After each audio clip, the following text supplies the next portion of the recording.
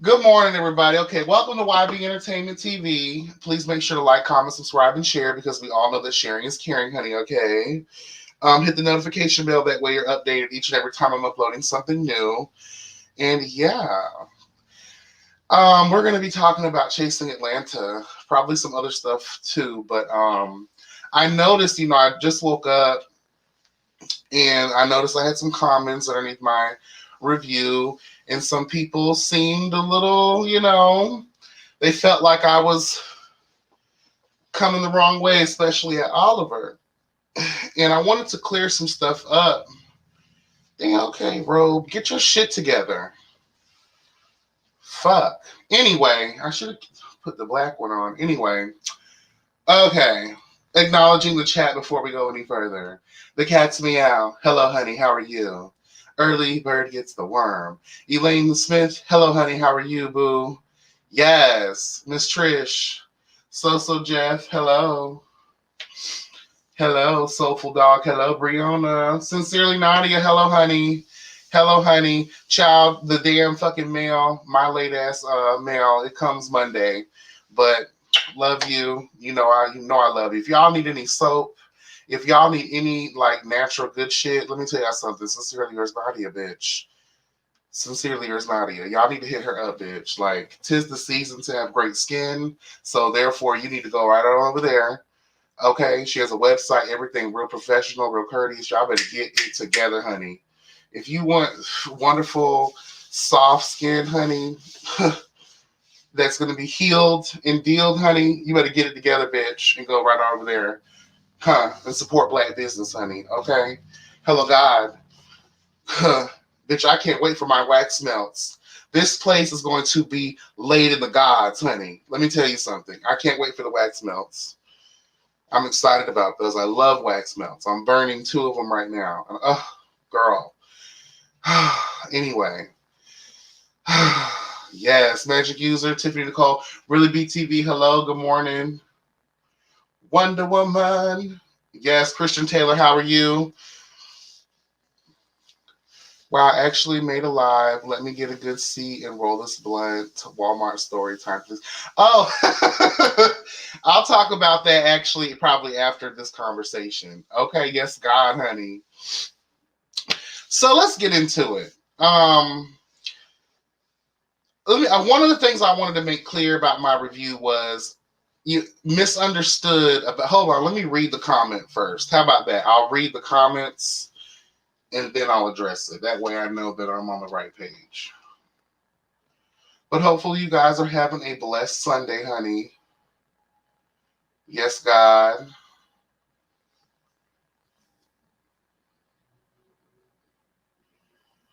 Let us. Okay, where are you at, bitch?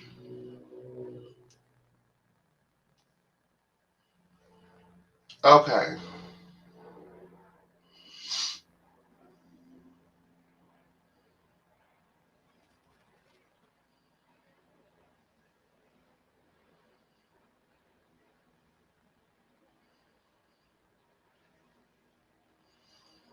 All right. So I want to address Lil Baby real quick. Shout out to Lil Baby. Love you, darling. She wrote, I'm going to have to disagree with the Oliver manipulating the fight situation. Oliver is not responsible for those people's behaviors. If we're going to say Oliver is a puppeteer, then we also have to say everyone around him is a dumb ass box of rocks, as dumb as a box of rocks. Is he messy? Yes, but so are others. Trying to police how Oliver operates makes one look crazy. If Oliver is being fake, the real will show itself eventually. But it isn't up to anyone to pull the mask off. Everyone should let Oliver be and they do them. And Oliver was not wrong for not jumping in. The event was a birthday party, not a WWE wrestling match. Um, I agree. But what I meant by Oliver's manipulation, I wasn't talking about the fight. Well, I guess the manipulation of the things that led up to the fight. See, he did it so smooth and so quick, you didn't even recognize it. That's what I was talking about in my review. Oliver is a master manipulator. So how I described it is exactly what happened. See, a lot of people aren't catching it because he pulled the move I told you that he's going to pull. He's going to silently move through the night. Hello, God. He's going to make things happen. And then when daylight comes, he acts like he's asleep.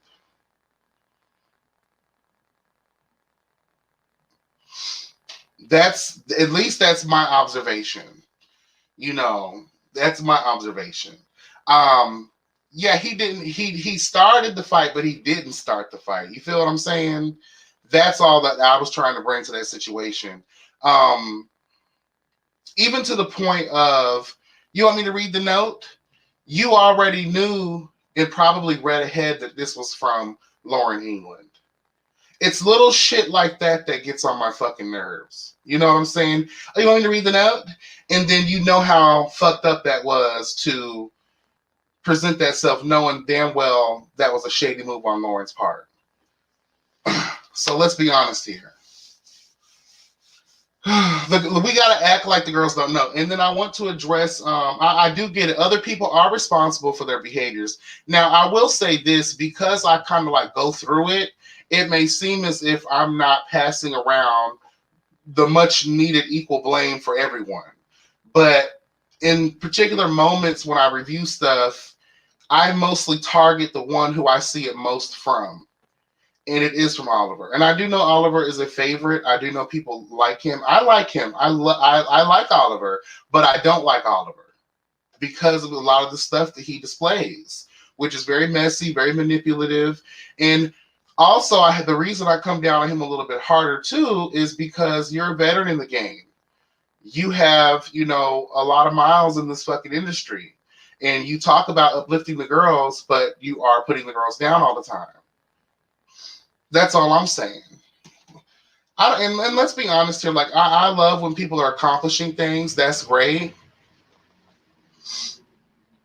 But I don't know. Let's move on from that, child.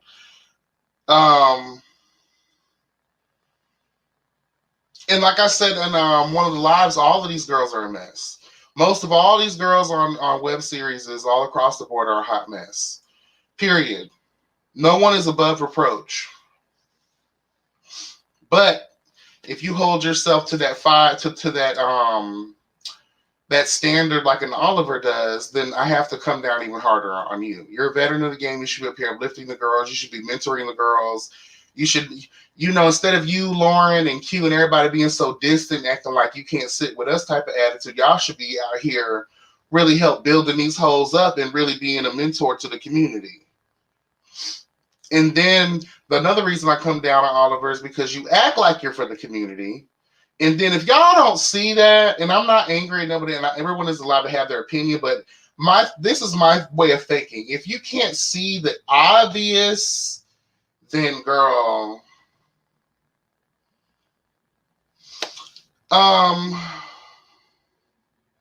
someone else wrote, Oliver isn't shadier than anybody else. He's getting the bad rap because he's able to be shady without getting too emotional. At the dinner, he asked for peace, and Kendra got out her body with him. Who goes to a birthday dinner to get everyone told? It wasn't a Ponderosa, it was a birthday function. Troy wasn't fighting for Oliver. On the uncut version, somebody threw something at Oliver, and it was close enough for him to pick whatever it was up and throw it back. I don't see how this is Oliver's fault. Kendra shows up to show her ass over and over. Oliver never said he was a fighter. Again, it's the power of manipulation, honey. Plain and simple. He made you all not see what he was doing. He built it up. And because people are lashing out, it makes them look as if they are the aggressors. Really pay attention. Really pay attention. But I understand, it is up to other people. And I hold them to a higher standard too. Bitch, that's why I told Kendra in my last review, don't let a hoe move you. Because when a hoe moves you, they see the power they have over you. Hello, God. And what else?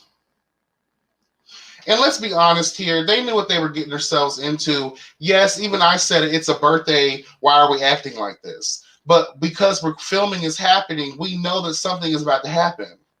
You already know it. Kendra told y'all. She been telling y'all what the fuck it was going to be when she saw every last one of these people. So why are we surprised that she turned this shit the fuck up? Can we be honest?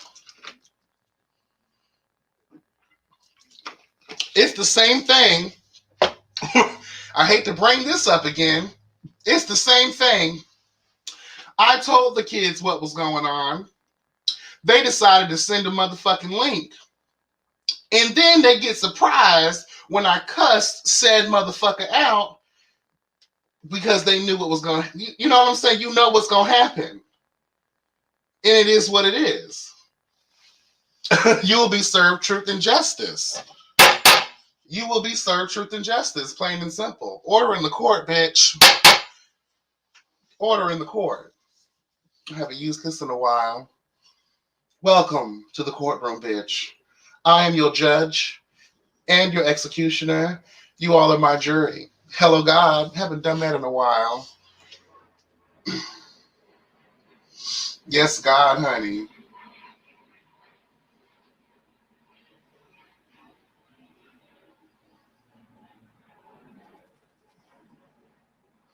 I know I saw some people chatting. I will never understand how people can defend Oliver's actions.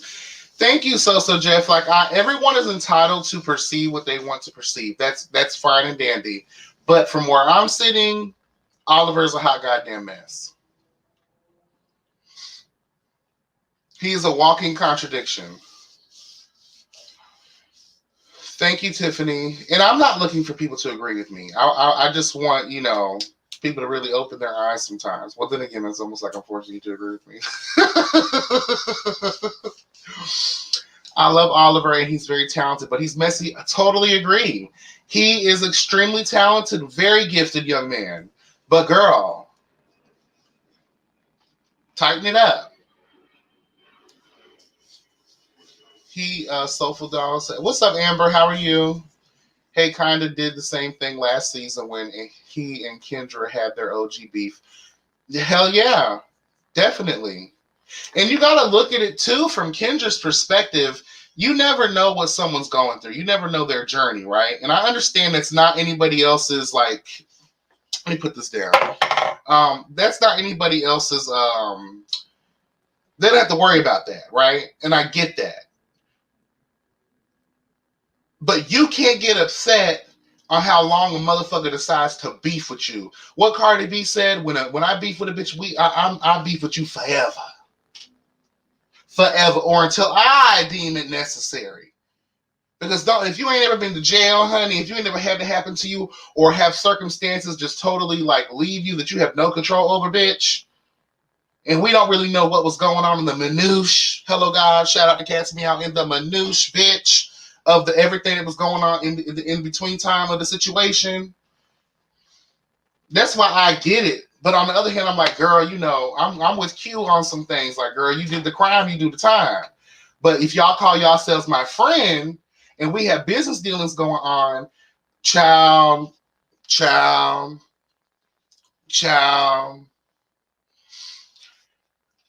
In the uncut version, he brought up trans lives, which was a dig at Kendra.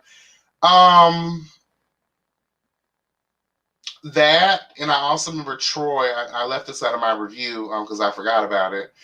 Because when you brought it up, so Jeff, it just made me think. I believe Troy also called her like a tranny bitch or something like that.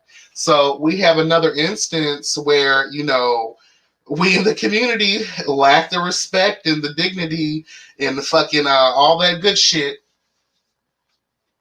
I start shortening my words when I'm tired, so I'm just gonna keep that real. We got to do better, kids. Because just because someone cuts you, well, then again, I don't know. Cut me, bitch. I'm cutting the fuck out of you. I get it, but I ain't never yelled at you, tranny bitch. Like I've never done anything like that before. I've never. That's just too much. Too much. Ashton, happy Sunday, honey. How are you? Brianna, what's up, girl? I think Oliver has the goal to take his talents to larger platforms like TV. And so he realizes that he has to turn it up a little bit to stand out. And I think that's where the drama comes in with him. Well, when you're doing ads for Sephora, last time I checked in America's Next Top Model, you don't need to amp up nothing. I mean, you ain't his mission. Now, if you were going for Love and Hip Hop, girl, then I could understand. But you working for these labels such as Sephora and motherfucking America's Next Top Bitch. So conduct yourself accordingly. Because the girls don't. The last time a bitch lost their mind on America's Next Top Model was Tyra Banks herself. We were rooting for you and all this other shit, child. And child. You know, like, get it together, honey. And if you're supposed to be this queen and this boss and this everything else, and lead the way then, girl. Lead the motherfucking way. Lead the way. Show the girls how it's really done, how real queen shit is supposed to be, since you want to use that same tagline on other people. Real queens mentor the kids. Real queens pave the way for the girls. Hello, God. They teach the girls to empower the girls. You know? Can I be honest with you? So, D, hello, how are you? D Cephas. So why is no one talking about Q's absence? Why is Lauren taking all the smoke? Q's absence, the reason why no one's talking about his absence because it's no longer, if you're not out of sight, out of mind. I can't talk about you if you're not there. Can we be real? I mean, in the words of Cassidy House, poof. I can't talk about you if you're not there. And I feel really bad for Chasing Reality because they did tape in the height of coronavirus. And I do feel like a lot of the good shit would have been if it wasn't for coronavirus. I feel like they had to kind of like throw some things together. That's why there's such a time gap in a lot of these cast relations. And I know some people had an issue with that. I do have issue with that. But you can obviously tell that coronavirus hit and they had to stop recording, stop filming for a while, and then start up later. But I can't talk about you if you're not there.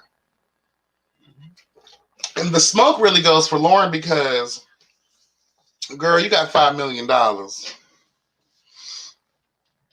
You got $5 million.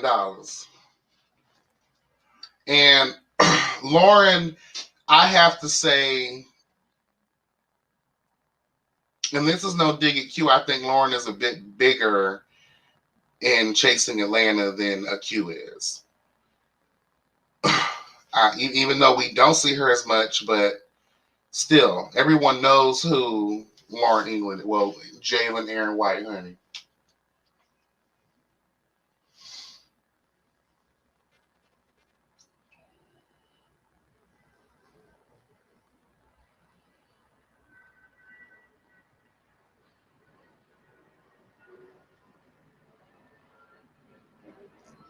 Damn. Okay, I didn't know I missed so much of the chat. Sorry, guys.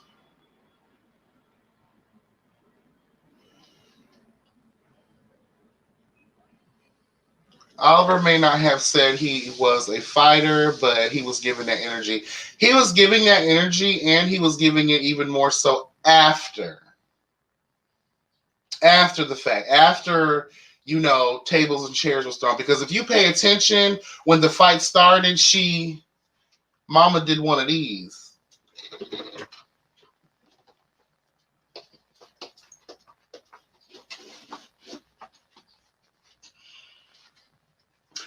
Bitch, you couldn't see in the midst of the night, in the midst of the chaos and fuckery, girl, she dipped away. Mama got out of there, girl. Stop it, I say. Let me throw the bomb in, honey, and I'm going to run away and let the girls kill themselves. Child, the devil. To be honest, this fight shouldn't have been happening in the first place. They should have had a mature conversation. And we noticed that they did. When we look at some, I didn't watch the whole uncut version, but I saw some of it. And they had about 10 minutes of Kumbaya, bitch. And it was beautiful. So they were on the right track, you know. Yes, truth and justice. Q should not have been a main cast member. He's not even living in Atlanta. Very true. Very true. But I understand because he's part of the franchise and he's moving on to do the franchise for LA. So I get it. But because of coronavirus, something tells me they probably wanted to do more filming with him in that like crossover because it helps promote. That's cross promotion. So I felt like if it wasn't for coronavirus, the girls would have been filming a little bit more because look how they did with for the first time ever on a web series, bitches was overseas, girl. They was out there in China, bitch. Shanghai the girls, honey. Okay, whatever they do, konnichiwa, bitch. Okay, girl. What's up, Braylon? How you doing, baby? Good morning. Good afternoon, actually. My bad. It's morning for me, though. Shit.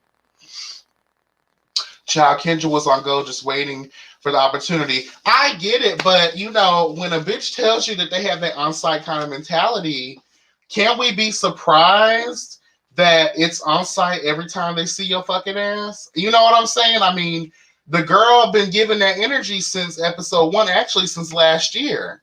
So she feels like she needs to be heard and her feelings need to be heard in this situation.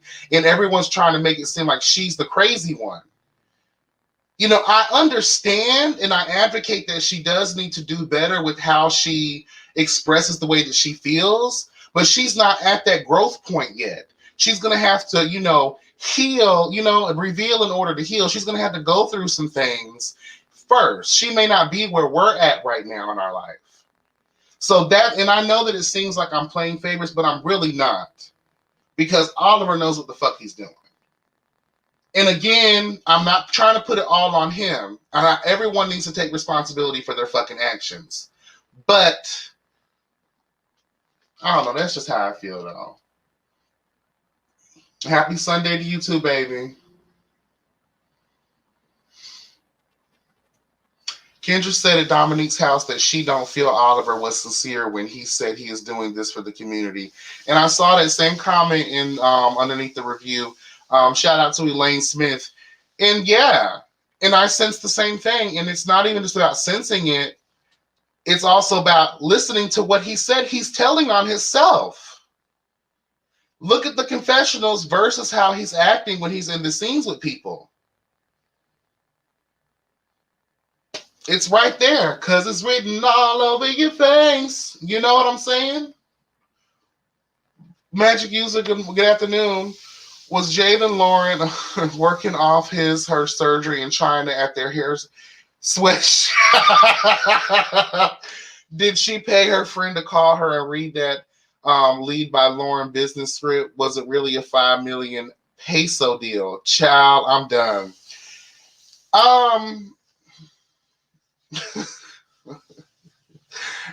Bitch, you just made me laugh off the moisture. I need some lotion, honey. Ugh.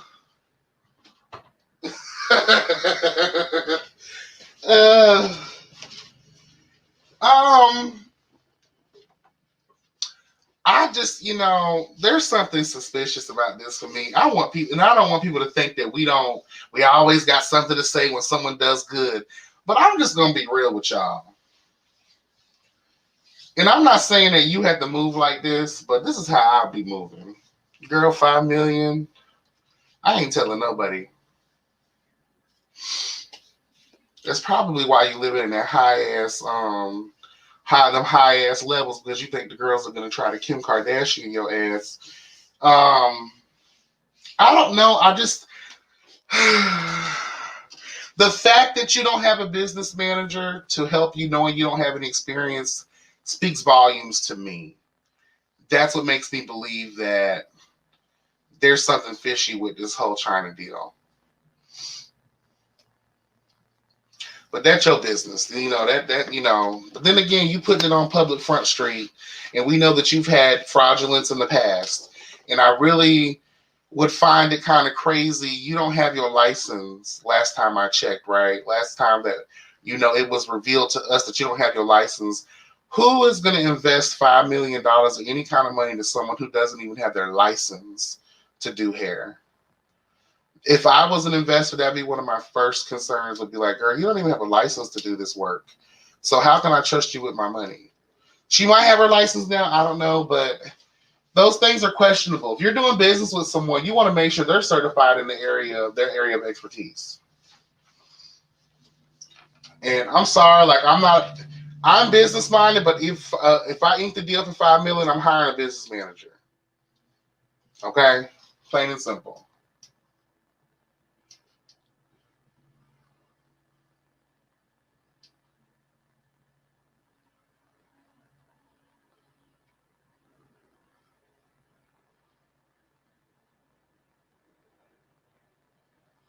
I don't even think Wayne is the problem, Soulful Dog. If we see that Wayne the Pain has been a constant force of good in this situation, and I also think that it's good to take into consideration that you have a trans girl who may have had some crazy experiences walking in this life.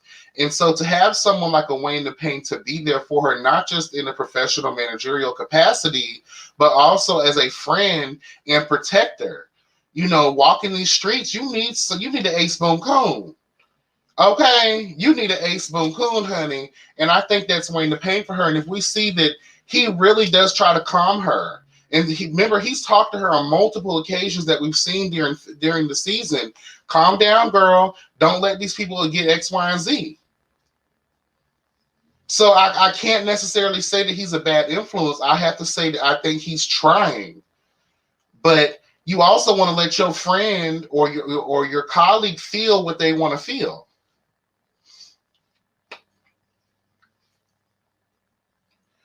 That was below the bell. I forgot what the question was. You know me, child. Ooh, damn, man, I'm always doing that.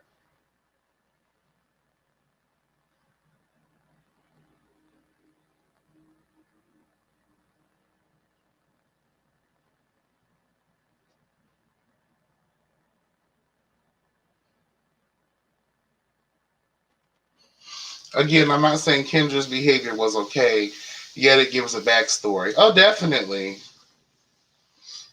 I agree with Tyra on that. Really B said, sorry, I'm behind in the chat, but I really don't see what you're talking about as it relates to Oliver. I'm really trying to see your point of view. We can talk offline in more detail because I want to see it. I mean, let me put it this way. Look at the confessionals and look at the scenes.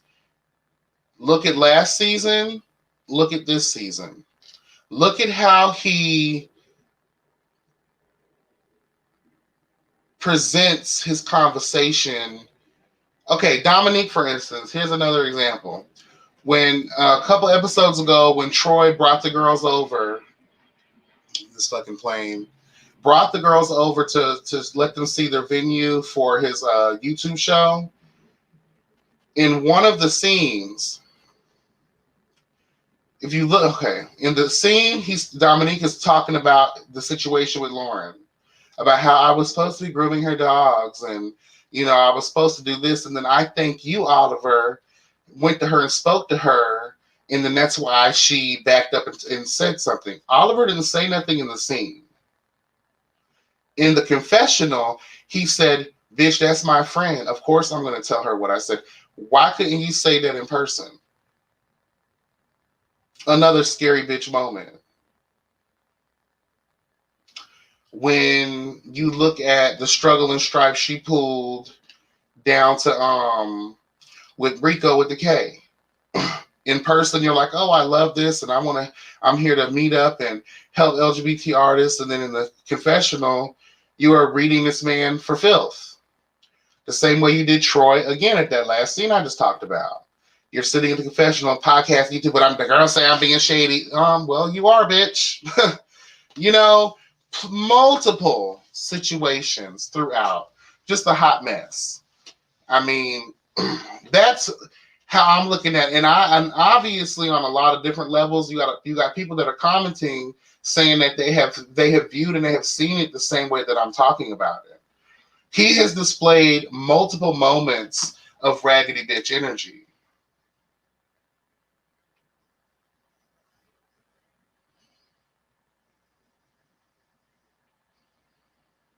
You know.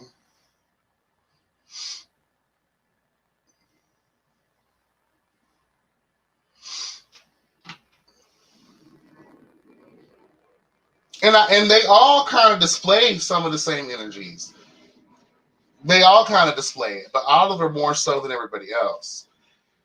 It feels like a lot of cast lack self-awareness and accountability as a whole, so no one ever is able to move forward. Thank you so much. Who are you? Bad Billie Jean, welcome to the platform. Haven't seen you before, but I love your way of thinking. Absolutely. The girls need to talk about it. You got to reveal so that you can heal. Amen? Right to be told, what's up? Not to be off topic, but can't believe G Status is coming back tonight. I already forgot all the storylines, child. Child, all I can do is lift my hands in praise. All I can lift my hands in praise, disbelief, and give them the wave and push them to the left, because I don't know if I'm going to give that a review or even a watch. It's too late. The new year is coming. Fa la la la la la la la la. 'Tis the season to move on. Hello. You tried to do a little drop the mic Beyonce moment, and for me, that I don't. I'm good. I don't forgot everything about the season already, girl. Because y'all. Let me tell you something. Now you got me on the track. Right to be told. You owe it to your viewers. You owe it to your supporters. You owe it to those people that spent their fucking money at that raggedy ass reunion to show up or get the fuck out. That's what I'm saying. And when it comes to shows like that hashtag that show, in the words of Tremel, hello God. you don't just do that and then think, well, the girls are gonna come because they're so ready for the tea. That's the only reason tonight is going to be their highest rating episode, because everybody out here is so like, ooh, what they've been up to, and plus the little drama that's been happening in the in-between, honey. So tonight's going to be their highest rating episode because the kids are going to be killing themselves to go watch it. Guarantee you. And I want $20 after I prove myself right. Yes, Elaine Kendra said that when Oliver brought up trans lives and trans women dying, she felt it was inauthentic because of the transphobic shit he's done to her. I don't remember seeing or hearing anything transphobic that Oliver's done to Kendra. Transphobic in specific. I don't recollect that. I've actually never sensed any transphobia from Oliver. I will give him that. And let's be honest, just because you work with one of the top, worked with one of the top trans women in our community, in the entertainment community for that matter, doesn't mean you can't be transphobic. But I don't get that from Oliver. I really don't. I don't get that from him.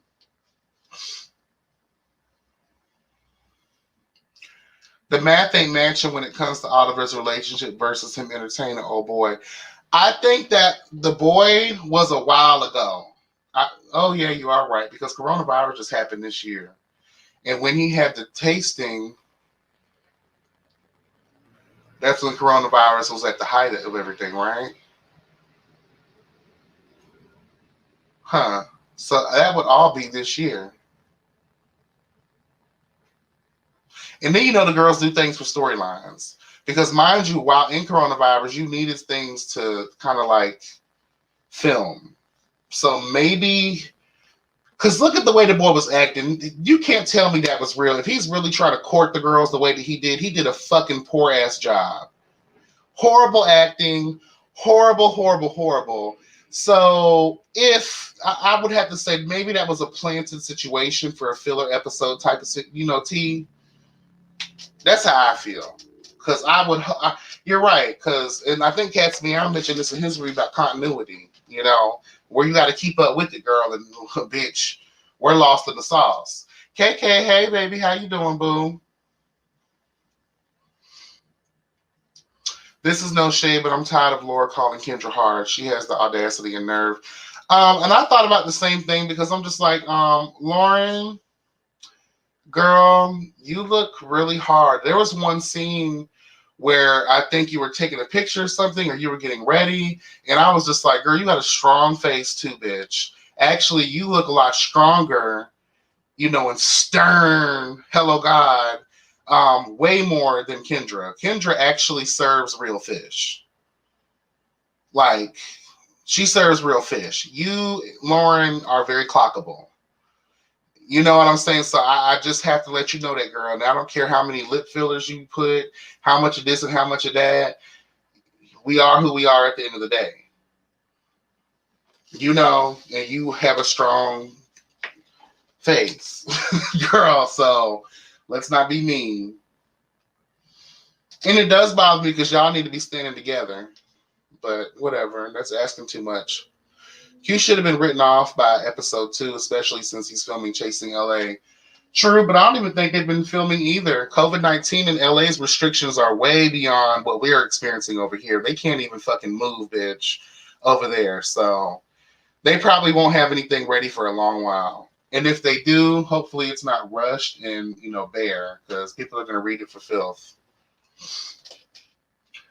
Thank you, Amber. Hope you're having a great day as well.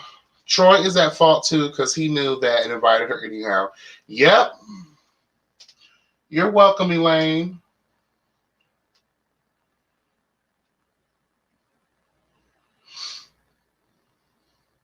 They just set so much up to seem unbelievable with her.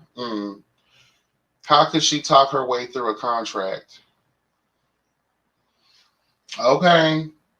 Lauren basically started a hair MLM, so I think they capped her pay at $5 million. That makes more sense to me. Oh, okay. MVN, hey, how are you? Little baby, hey. I was addressing y'all's comments on Little Baby because I know you didn't see it for my comment on my review talking about Oliver's ass child. So if you're just stepping through, watch the replay, baby, so you can see what my response was.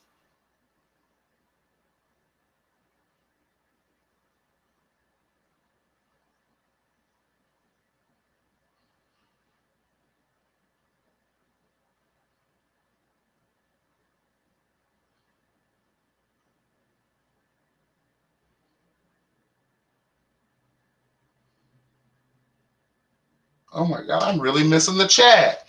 Anyway, hell, I'm sorry, guys. Fuck.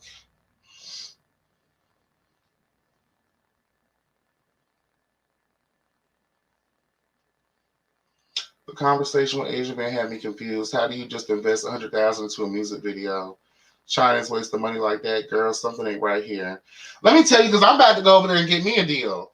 Bitch, we are going to get us a production deal, honey. It is going to be following me around while I cuss motherfuckers out and serve truth and justice through the streets of Florida, bitch. You know what I'm saying? Chasing justice. Ooh, girl, I just found her. Bitch, y'all better not steal my shit. Chasing justice with YB. Oh, bitch, we got a name for the show, and you heard it here first. So if anybody else steals that goddamn name like they've been stealing everything else in this motherfucker, order in the court, you sorry bitches. Hello, God. Ooh, I like that. Chasing justice. Yes. Where I just go around serving truth, bitch, to raggedy bitches in need of justice. I love it. Ooh, girl, I feel like Johnny Bravo, bitch, you raggedy whores. I like that. Wayne wants to be Diddy and not all manders can be the star too. Let the kids live on that. I understand it, but we all need a Robin to our Batman child. Or in their case, a Spider-Man to their Storm. You know, we all have aspirations. Or maybe it's just hard for her to find a male rapper because I haven't really. Devon, she's done some music with Devon. I don't know, child. Wouldn't China be the ultimate place, if not the U.S., to go become a Joanne level scammer? Child. Mm.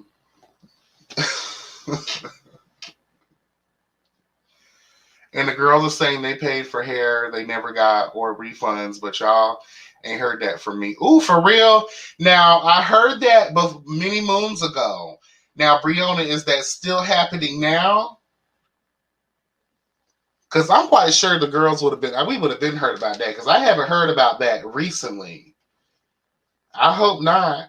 Aren't there hair people here though? Like, why do we gotta go overseas anyway? I mean, I get it. Whatever gets you the coin, I guess. But haven't we already established that China has crappy quality?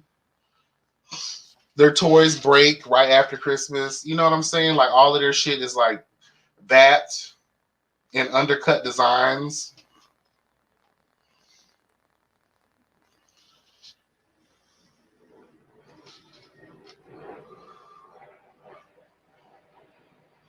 Remember when he brought up Q staying at his place multiple nights when they were talking about him being homeless?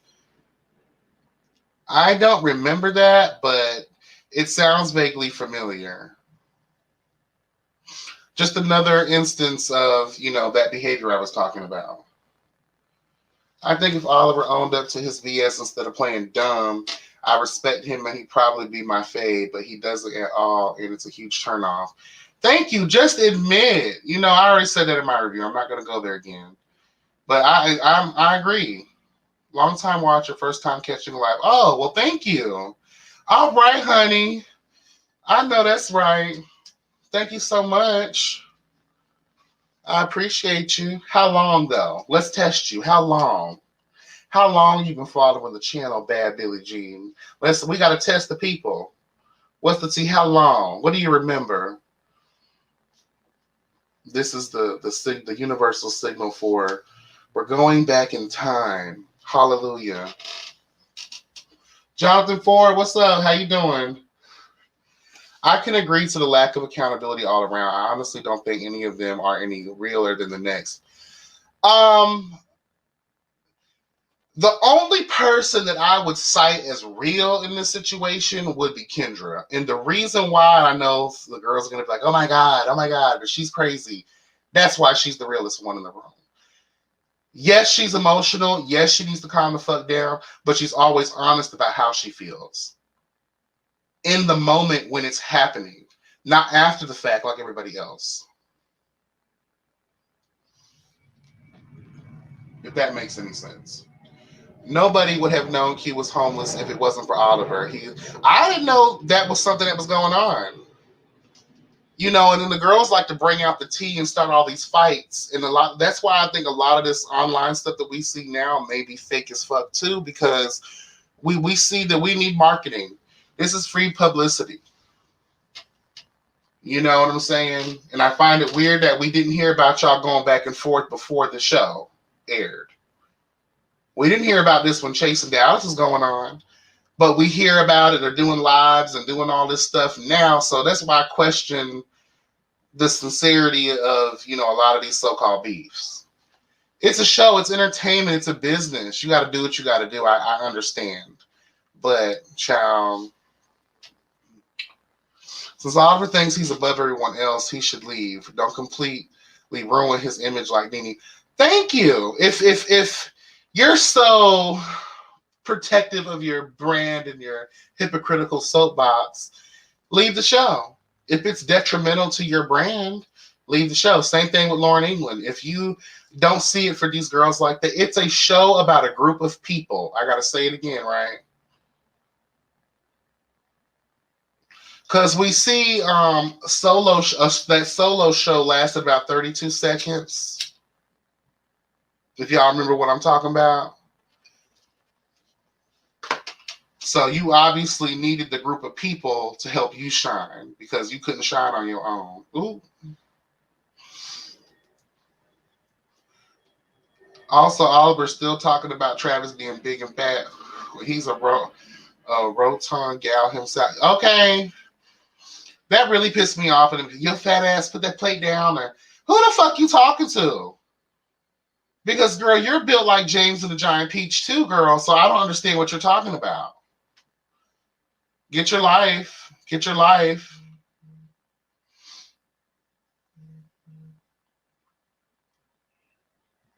What's up, Chantel? How you doing? Q ain't do nothing to him. Q pays some complete dust, even in his reviews. It's Key, really. I didn't know. I didn't really think about that, but you're right. You're absolutely right. Child Chasing has 2 reality shows out, maybe 3. Meanwhile, G Status can get it together. Okay, we gotta follow Tremel. And Tremel said that show, so we hashtag that show every time we talk about G Status. Let's just put hashtag that show. Is that past tense shade? Okay. I think that moment was a storyline. Moment meaning the Oliver tasting meetup.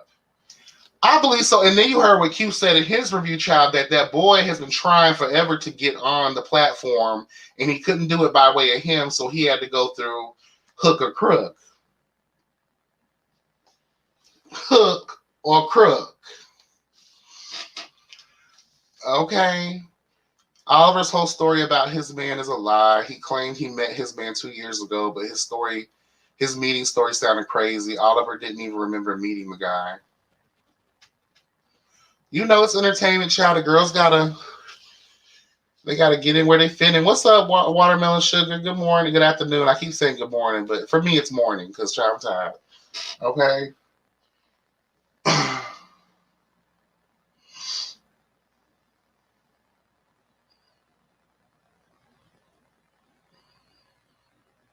I am really behind in the chat.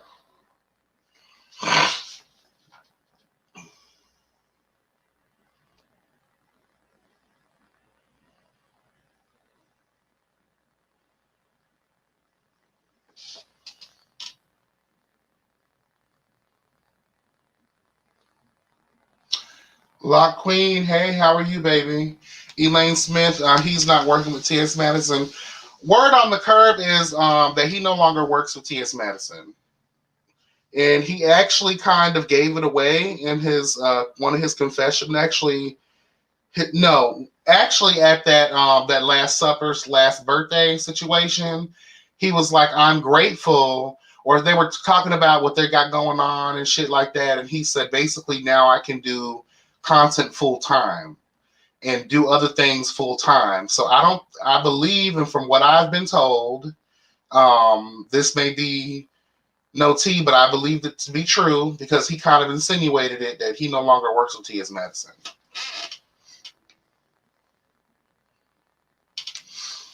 I know I said I only really like Rico right now. I'm not gonna lie, Dominique doesn't bother me. I'd rather enjoy him around in all his Shamir like outfits. Okay. Um I'm coming around to Dominique. I just need him to calm down a little bit, because you don't have to put 20 on 10 all the time, girl. Calm down. But I will say this: the newcomers are really making their presence be known this season. Um, I'm actually the level of energy they bring. I'm here for it. But a lot of the shady shit, like, girl, calm down. You're new. You know, it's okay. You don't have to do too much. But y'all are way better than boring ass Kim Fields. So I'll give y'all that.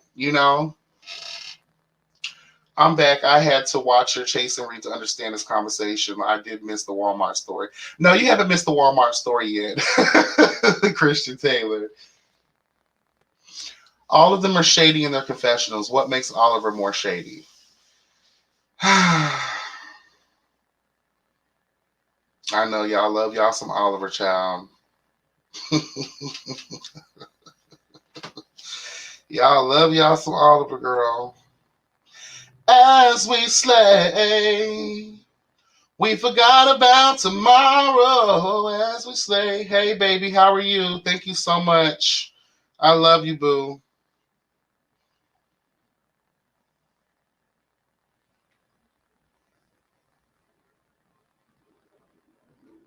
It's actually kind of difficult because when you really think about the level of confessionals, not everybody really has been getting that much time. And I guess that one of the reasons I'm more focused on his confessionals is because it's the Oliver show. All the confessionals we've seen more Oliver this season than anybody. And it's not about the shade, it's about what he's doing with the shade and how he's trying to act like he's not that person when he's in the scene. Oliver's over the top. He sure is. Yes, but I'm really behind in the chat. I'm sorry, because I know that Chasing Justice was a while ago. All of them are shady. He's just louder and doesn't do anything different. Get it copyrighted, YB. Okay. Fab CG, hey, how are you? Why are they saying Lauren has moved back to Alabama? Oh, I haven't heard any of that. I highly doubt it, though. I highly doubt she moved back to Alabama. I highly doubt that. I really doubt that. I think that she would fucking move like to the trenches before she would ever go back to Alabama. You could just look at the disdain in her face when her father even brings up family from back home, child. Like, she looks like she would rather die, bitch, than to go back home. I'm tired of Oliver's loudness. And it's just so annoying. It gets to the point where it's like, girl, if you're this star, you don't have to try to shine so bright. We can already see you. You know, calm down. Take it down, little girl. Like, we know you're happy to be here.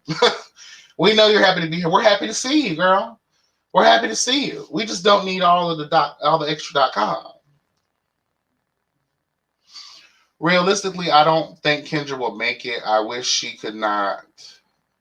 I wish she could, but I don't know. Giving the Rotten Apple Watts vibes. I mean,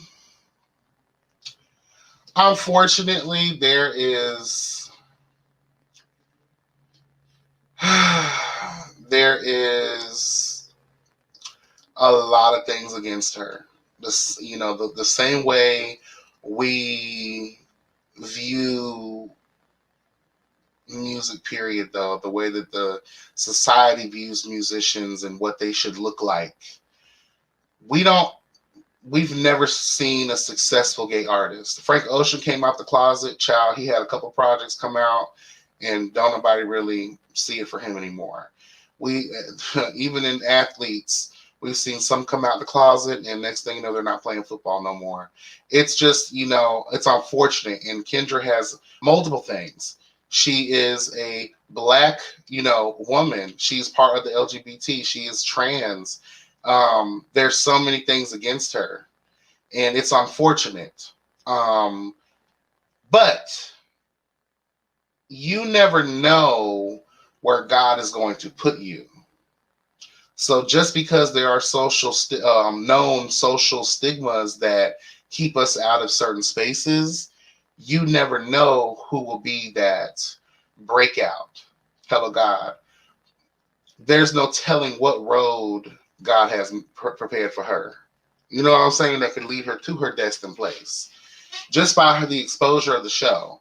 Because I won't take nothing away. Chasing Atlanta, honey, Chasing Reality, period, has some of the highest numbers in the web series game, especially as we look at first night premieres. Hello, God. Like, the girls are bringing in about 60, 70,000 in one night. Bitch, what's the tea? So you never know where it could end up. I'm rooting for every last one of these people on this platform. I want all of them to win. I want them all to be successful because we need, you know, our queer brothers and sisters to lead the way, to inspire the next generation. Yes, I'm in one of her vendor chats, and she had an employee she was supposed to pay and never did, and the girl spilled all the tea in the chat. Laugh out loud. Then other people came out in agreement. Oh, wow. That's fucked up. I like Rico, Dominique, Travis, Troy. Everyone else can go. I can kind of agree with that. What's up, Abby? How are you, boo? What's going on? Superwoman. Jace Harnett. Hello, how are you? Just joined the live. Haven't we established China has poor quality? Yes, God, honey.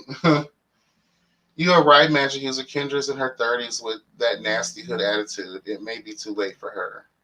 Oh, that's what y'all were talking about?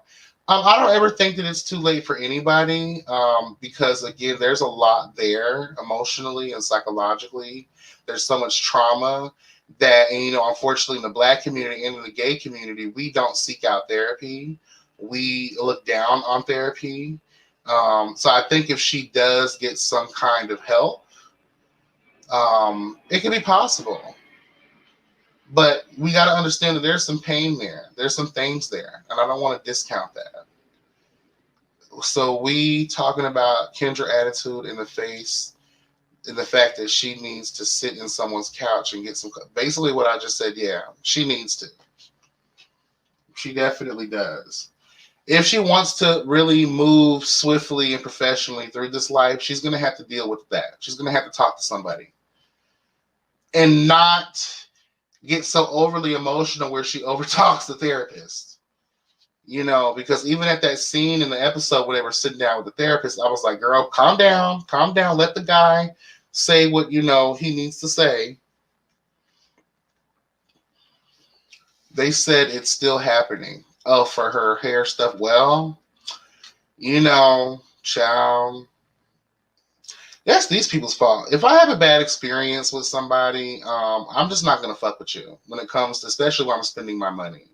So if she's out here really serving scammiana, fraudulent teas, low budget, low quality teas, then she'll be laughed off the face of the planet. So maybe it is true. Maybe she did go back to Alabama because the girls in Atlanta want their money. Quintessential, hey, good afternoon. How are you?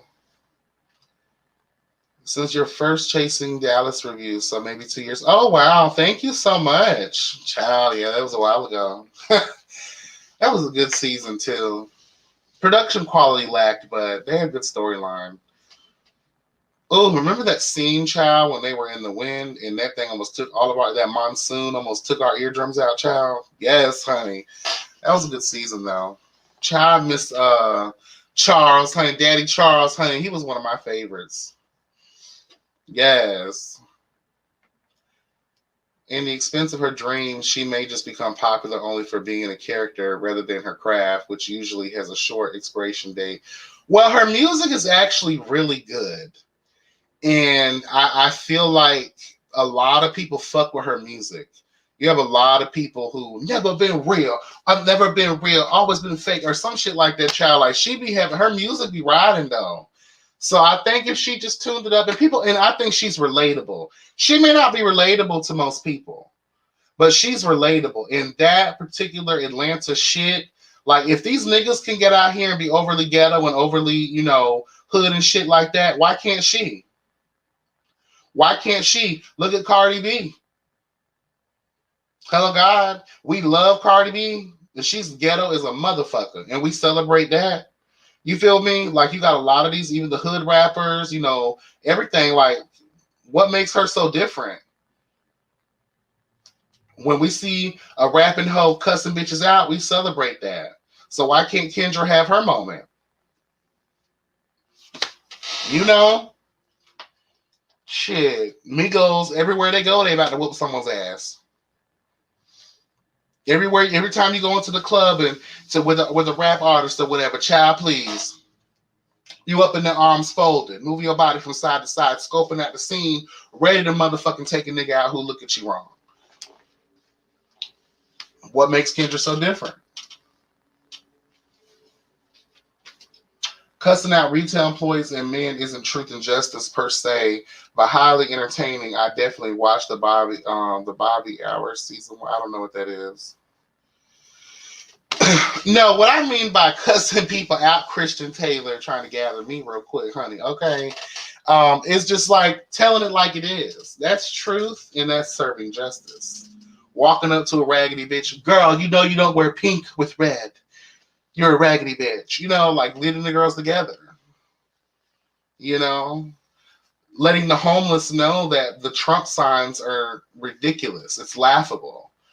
You're homeless. Why are you supporting someone who doesn't support you? You know, he ain't doing nothing for you. Shit.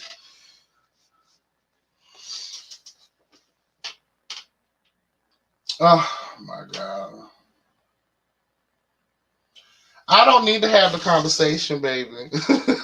I'm good. I mean, we could talk about it in passing, but I'm good. I don't really, because I get it. I understand. I totally do. But, Monk Chip, hey, how are you?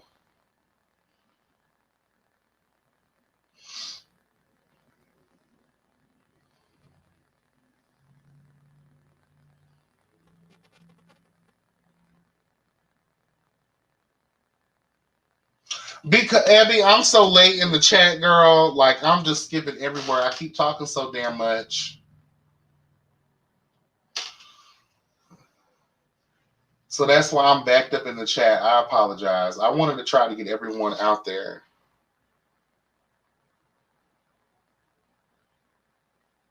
Okay. This show would be so interesting if cast members worked together like a talent collective rather than at odds.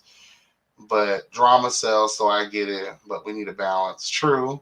I want Kendra to change up her flow because right now she sounds very 1-2 buckle my shoe. I want better for her. I think it has it's a weird cadence to it, but I agree slightly because I do feel like, okay, girl, like I need something that, because you're going to only be bound to certain tracks. You won't be able to be versatile because you have the same. So I do get it. It's like that. It's like she's sounding out the syllables, right? You know what I mean? I get it. I understand that. I agree. She needs to probably get that together.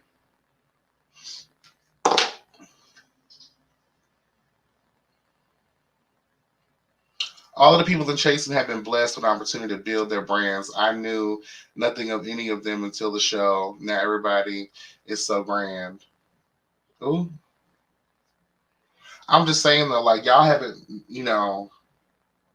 arrived at this moment yet. You're on your way. You're chasing your dreams. So that lets us know that you're all on the same level. You know?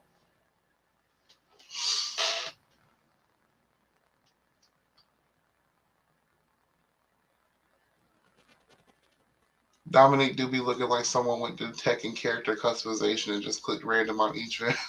I used to love that game, by the way. Tekken was my shit. Soul Calibur used to be my shit too. They giving Oliver the most camera time, yet I think they doing it because he is more known and want more attention like major networks. You just don't like Oliver and it's okay. No, I like Oliver. I really do. I just think that, I let me just put it this way. Everyone has their perspective, everyone has their experiences.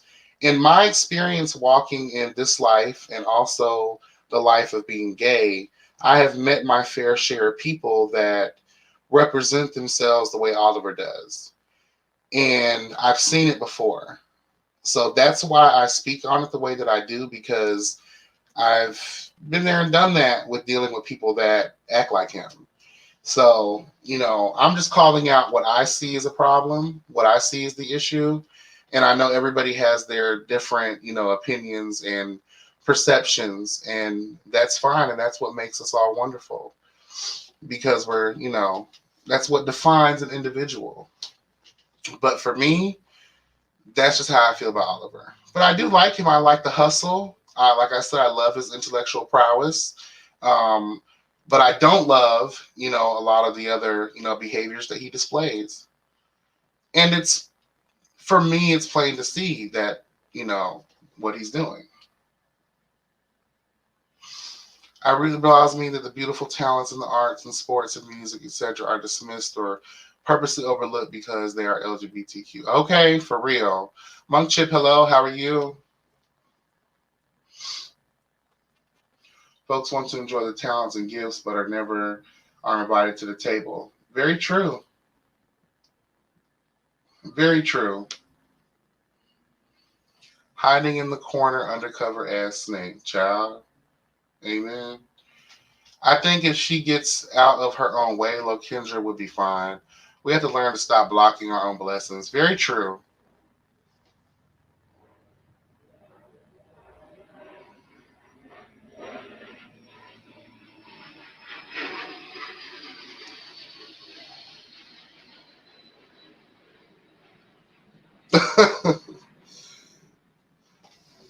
Loretta, what conversation I'm in and out, so I just missed something. Okay.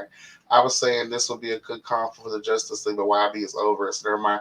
I mean, we could talk about it, but I just feel like because you have everyone has their thing, and then you have a lot of the people that are over here that are agreeing with me, and some that are disagreeing with me, which is totally fine. So obviously, like, I'm not the only one who sees that. You know what I'm saying? Well, we can talk about it one day. Give the video a like. It helps to build visibility on YouTube. Thank y'all so much. Please like the video. People see Devon walk into the scene just like 50 characters he saw before him on Real Housewives of Love and Hip Hop, and people cheering it on like he just earned a bachelor's degree. Child, I need more. Oh, girl. I agree 100%. Not only have I seen people like Oliver in the community, I've been in his shoes, and it was through self-awareness that I changed those negative traits about myself. Child, you better come on with the Yes God Roundtable moment. Jeff, honey, you better come on with that self-awareness. I even mentioned that in one of my rants. I think it was my other live review that I did, the only live review that I think I did of Love and Chasing Atlanta, where I was like, through my own fuckery, amen, I had to change because a lot of these people I see myself in. I know people like them. It's all of that. You know what I'm saying? Thanks for the advice. So yeah, y'all, you know, we've lived it. We've seen it. We've observed it. Therefore, it can't hide from us. Come through, honey. Yes, God. Lauren's behavior, if not paying people, goes to agree on the statements of her faking it until she makes it. Her pattern of behavior trying to be a boss keeps her starting back at one. And that's what I said in my review. Girl, we find ourselves, you know, the girls, girl, I'm getting tired of this shit. Hold on.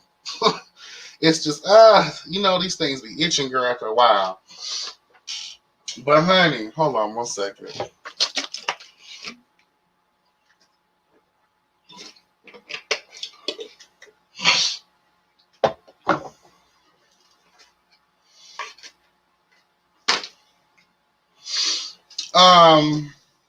Shit, I forgot what I was about to say.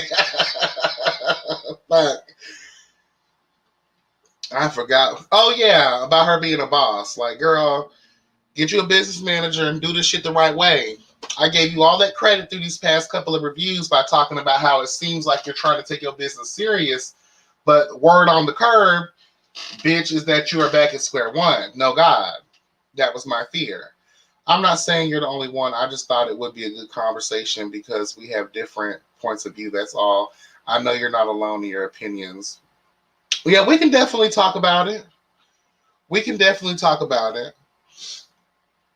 We definitely can. And it's a moment for the Justice League to gather. I love it. We can talk about, amongst other things, of course. It would be fun, roundtable. I mean, I got time today. Okay. And speaking of roundtable, make sure you guys are tuning in tonight at 8 p.m. Eastern Standard Time, honey. Yes, God. Myself, the wonderful co-host, the Cat's Meow, and our special guest panelist for this evening is Ken from Hot Boys. Hot Boys, what you gonna do? Is it that hot? I don't even know.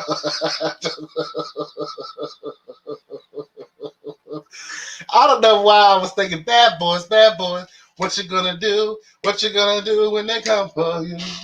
Child, if they come for me, yes, honey, come for me. Yes, God. All right, so I'm done talking about Atlanta, honey. Those girls, yeah, I gave them a review plus an hour and 16 minutes of my time. Give or take a few because of the song and preamble. But yeah, that's just my thoughts on that. Hopefully things change and thoughts and hearts and minds are changed throughout the rest of the season because we have what? We're in episode 6, so like how many episodes do they normally give us? 10 or 13? It might be 10, it might be 12 or 13, I don't know. But it's slowly but surely coming to an end. So, yes, God. All right, so I wanted to tell y'all this story real quick because there are a lot of people, not a lot, but some people have been asking me.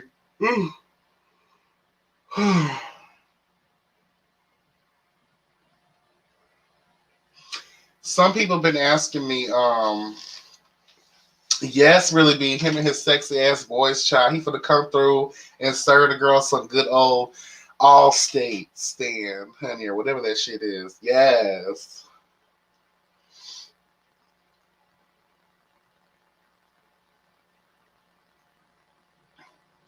The Yes God Roundtable will be on my channel, Monk Chip. The Kitty Box podcast is available on all streaming platforms. Hello, God. Yes, God. Available on all streaming. I got mine on Spotify. You can get yours anywhere because it's available on every streaming platform. So, however you Apple Music, all of that good stuff. Thank you, Abby. Thank you so much. Shout out to Sincerely Nadia for sharing. Shout out to Jaded Nerd. Thank you so much.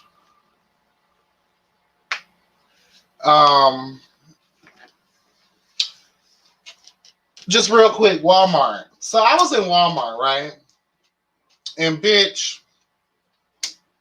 I had to serve some truth and justice to Walmart. So I went in there, the same one that I was banned from all those moons ago. Bitch, let me tell you. So it's been some time, so I can go back in there because I don't look the same. Bitch, so I go in there and I am looking for like some sweaters, some cheap ass sweaters, bitch, some underwear, some socks. I'm just trying to buy a couple of things, and I needed a new, just a regular zip up jacket. So, child, this looks really fucking retarded. I'm not wearing this. Hey, you know what? Fuck this shit. I don't care. I don't give a fuck. Whatever, bitch. I'm sick of it. Anyway. Okay, bitch, whatever. So I'm in there, right? And they have a couple of clearance aisles. I'm like, oh, girl, they got this really cute jacket, honey. They had a lot of cute stuff. And I was just packing shit in the cart, girl. Packing shit in the cart, girl. Like, yes, honey. And I'm double checking tags and everything seems like it's legitly on sale, girl. Tell me the fuck why, bitch. We get up to yonder to the damn self-checkout. And I'm ringing this shit up, and I'm thinking, and I see it's coming up like expensive. And I'm like, hold on, I thought this stuff. So I turned to the lady, and she's like, oh no, these are not on sale. These are not on sale. These are regular price. I was like, all of them? All of this was in the clearance rack. So I walked the bitch back there, and she's like, no, all of this is in the wrong place. I said, where's the manager, honey? Because I just spent a lot of time picking through all of this stuff, and it was cute shit. And I thought I was going to it was a steal. I knew it was too good to be true, honey. Am I dreaming? Bitch, child. So we get back to the goddamn self-checkout. I put some of that shit back because I was like, this is ridiculous. And then I picked out other stuff to replace that stuff with. So feel my frustration, people, when I went back again to check out and everything was ringing up regular. Bitch, I cussed the lady out because I said, y'all are some ignorant, dumb motherfuckers. What I think happened here is that a lazy bitch forgot to change the prices from regular to being on sale or clearance. That's what I think. So I walked back there and I just got pissed off, and those fucking little clearance, little circular racks, I fucking lifted them bitches up to high noon. I fucking lost my shit. I started snatching shit off the hangers and breaking the hangers and throwing things around and kicking shit around. Now, granted, it was in the morning. I was fresh off of work. So, yes, I get a little irritable when I'm tired, but I don't like dumbass fuck shit. Because it's always at goddamn Walmart that I have these fucking issues. I think they have something against me. Okay? So, yeah, I tossed around, threw the card, child, had a good old time. And then I had checked out because they had not yet discovered that, you know, the filth that I just did in the aisle. I hurried up, checked out with the little shit that I had, child. And then I try to go to the exit, try to scurry onto the exit. The lady's locking the door. So at this point, I'm thinking they done found out who I am. They got security about to come get me, honey. And I'm looking around like they trying to lock me in, this motherfucker. Oh, not today. So I walk up to the door. I said, lady, I need to get out of here. My car's right over here. And she's like, oh, no, you got to use the other end because these doors are broken. Girl, I just saw you move this door. You better unlock this motherfucker right now. Let me out of here because now I got to walk all the way over here. And bitch will even make me. She's like, the door is broken. I was like, you're telling me that a $1 billion company can never keep shit fixed? You're telling me that all this motherfucking money that runs up through this Walmart, you already don't pay your employees nothing. That's why they all mad and angry, sad motherfuckers, because y'all don't treat them right. Hello, God. And you telling me I got the nerve and audacity to tell me this happened last week, right, to be told. You're telling me that the door is broken? And I was really just mad because I was thinking they were trying to lock me in. They were waiting on the security of the police because I had just fucked these people's store up, child. Okay? Allegedly fucked these people's store up. Allegedly. So when she was like, you could use the other door. So when she said that to me, I said, okay, that means they're not trying to trap me. Because why not? Because usually you got a Captain Saberho at Walmart that you get paid $7.25 an hour. You'll risk your life for it, child.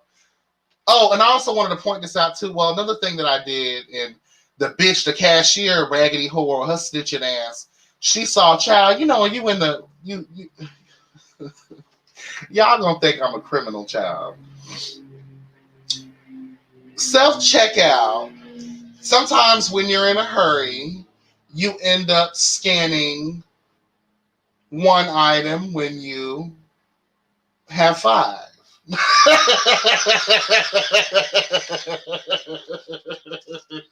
Bitch, I mean, everyone makes mistakes, right? Can't, bitch. Fuck. Shit. Whatever. It does say self-checkout, so in the words of Bobby Brown, honey, it's my prerogative. Oh, fuck. But honey, I scurried on out of there, and this finance boy who was checking out the receipts and shit like that, he just let me walk on by. I said, damn! Could have got more shit. You know, allegedly could have got more shit. Okay. Shit. He was fine as hell, too, now that I think about it. He was real fine. He had his little mask on, honey, his little dreads and stuff. Why all the fine niggas work at Walmart? Please tell me. All the fine niggas work at Walmart. That's probably why I keep going back and don't even know it. Tasha Rose, hello, how are you? Welcome to the platform. Takes notes, laugh out loud. Okay. Remove most of the jobs and replace them with self-checkouts. Can't stand them. That's true, too. And, you know, Walmart not recently, actually, I think it was about a year or two ago, they laid off half of their force. They've closed down a lot of their stores not only nation, but globally. A lot of their stores are closed down. And a lot of them used to be 24 hours, and a lot of them are not 24 hours no more. They're trying to save that coin. Their star asses will leave those powder clothes. Okay. You're a new watcher, new subby. Well, thank you. I appreciate you for coming through. Welcome to the House of Justice where truth is served, honey. Okay. Hello, God, presented by YB Entertainment. Yes, God. If you like me, you'll definitely love my fellow Justice League members. We are a collective of wonderful reviewers, hello God, who come together to serve, hello God, to serve our own versions of truth and justice. So make sure you get into them as well. The Cat's Meow, Really BTV, Evie Reviews, El Teddy 27, Giving You the Real Tea, and Scotty by Nature TV, honey, yes God. Get into it. I appreciate the love and support, everybody. I really do. Child, we getting there, honey. We are getting there, girl. And I am nothing without y'all, okay? I appreciate y'all so much. Walmart to replace their sticker with robots, but that didn't work. Okay. I found you from Scotty. I will check out the rest. Oh, okay. That's what's up. Yes, God. What time is it? Oh, it's an hour 27. I'm about to get off of here in a minute. But yeah, honey.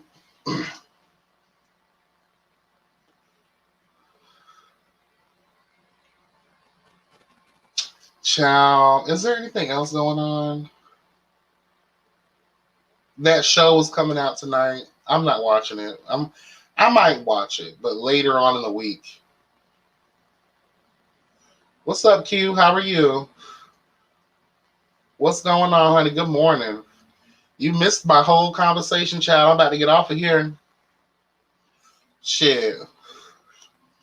We had to talk about a little bit about chasing Atlanta. Hopefully you're blessed.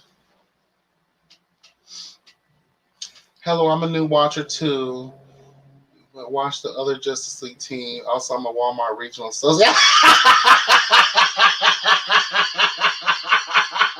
Hold on.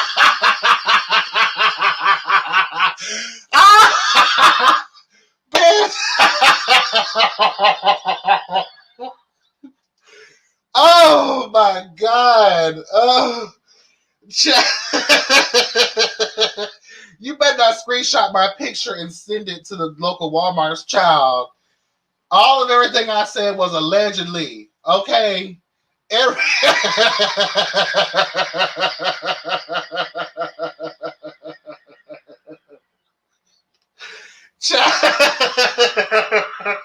Honey, first of all, Miss Tanya, welcome to the platform.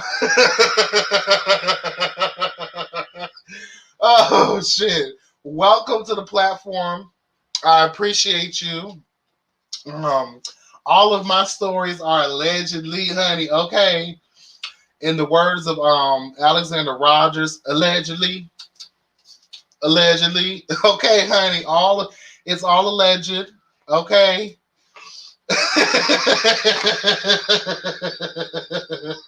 Okay, child. Times recording this live. Child, she finna send it to everybody, honey. No God, honey. She said regional associate, honey. Oh, honey. She let us know she has reach through the regions, honey. Child. Oh my God. I needed that laugh.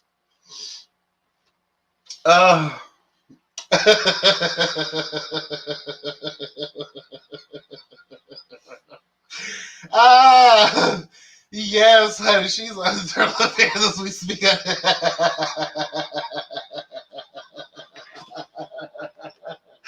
Miss Tanya came through and said, "Bitch, I got your ass, motherfucker.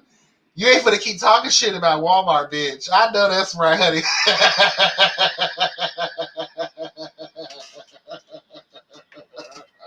Yes, honey. Ooh, girl, you know how to You know how the kids get rewards or gift cards, they get a raise or some type of prize when they turn in a thief or when they catch someone doing some crazy shit? Child. Oh, Lord, help us all.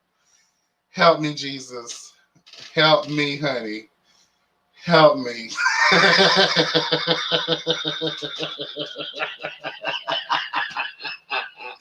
Oh, girl, talk about getting caught with your hand in the cookie jar, bitch.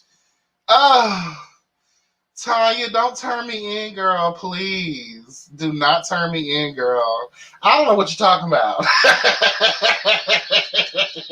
That's how I'm going to be, girl. I don't know what you're talking about. I don't. Me and Miss Cheech here, we've been bamboozled, girl. We don't know what you're talking about. We have no idea. We have no idea. Oh, Lord, help me.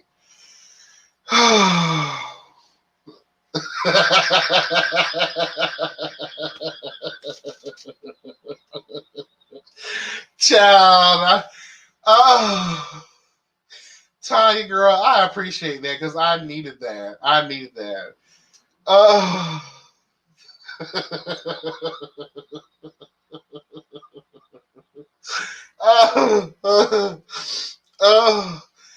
I haven't laughed that hard in a couple of days, child. I appreciate that. That was everything, girl. And to think I was just about to get off of here.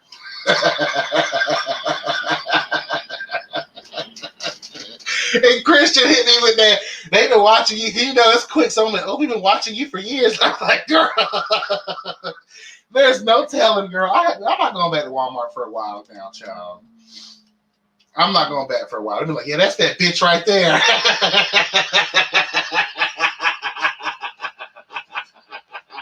Well, I'm sure when they rolled the tape, when they saw me flipping their goddamn clearance racks, child, and throwing the card and all that shit, they zoomed in on me and they got my picture right there. Oh, Jesus. That's that same bitch who fucked up the cereal aisle all those years ago over a crock pot. Allegedly.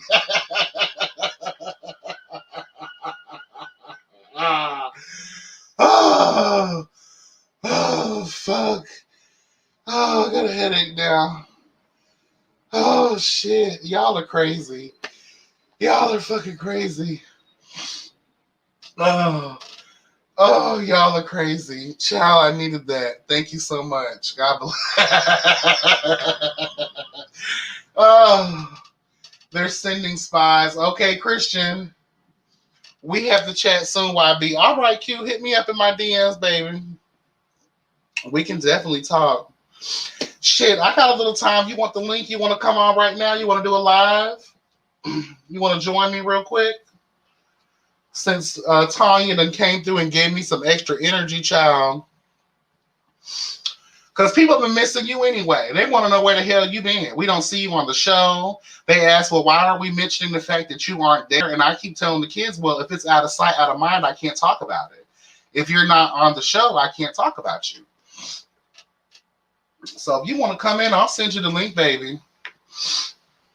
Whew. Oh, my goodness. What they do to with your crock pot, Walmart is rarely the victim. It wasn't Walmart. Well, if you ask me, it was Walmart's fault because, okay, in my world, I'm never the one at fault. Okay.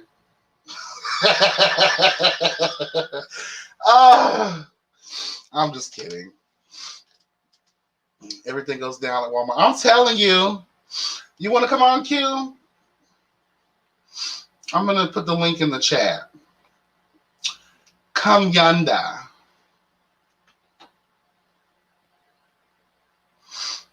Come yonder. All you got to do is click the link, boo.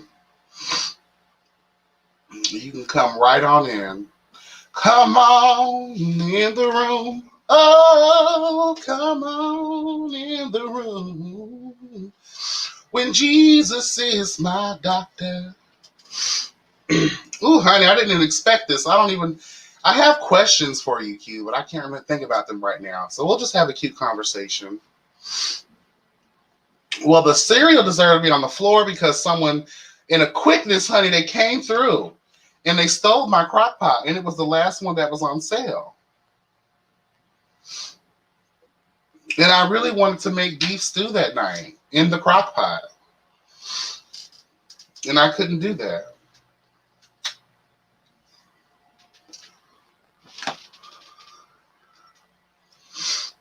Yes, God, honey.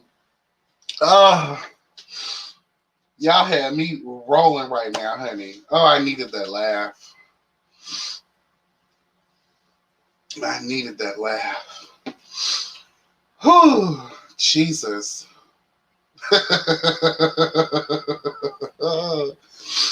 mm.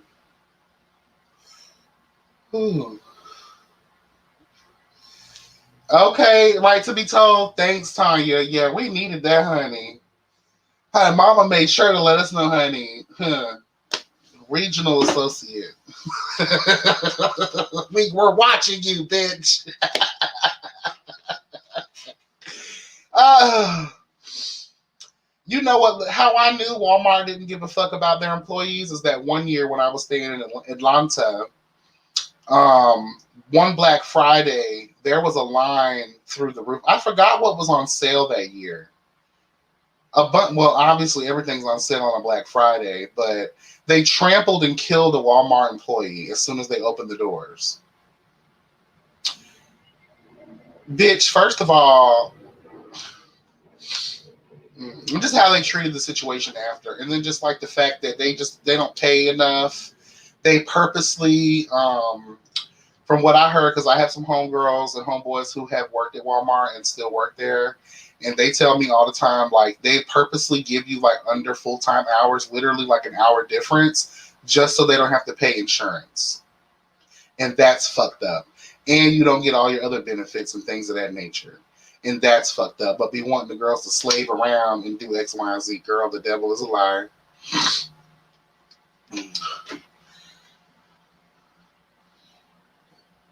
This said, no, she disappeared. She was sent on a mission. Mama taking an early lunch now. Okay. Child.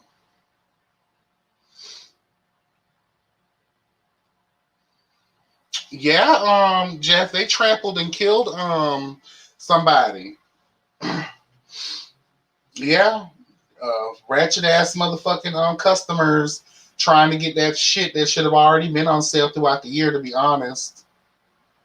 Because that's what they do. It's the system. I did Black Friday one time, and that was because I needed a new laptop.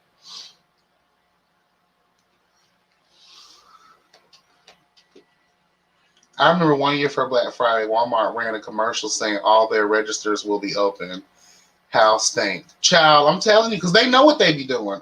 They know the registers don't be open. Girl, if I have to wait in line and I see like 9 available registers, but I see all these employees walking around, I get mad. You better start cross-training people. Because every job I worked at, I like to be cross-trained. I like to know everything just in case let's get it going. I'm here to work. Let's go. Let's push these hoes through. Let's make this shit happen, Captain. Like, bitch, I don't be playing. Yes, God, honey. All right. We have a guest. You ready, baby? Lift your hand to God and let us know that you're here for the praise and worship. All right, y'all. Q in the streets. I'm trying to connect. You here? I see you. Okay, hold tight. Let me switch headphones. These are dead. Hold tight. Okay, no problem. Good morning, y'all. Hold tight. Hold tight. Let me change headphones. These are good. What a wonderful surprise, honey.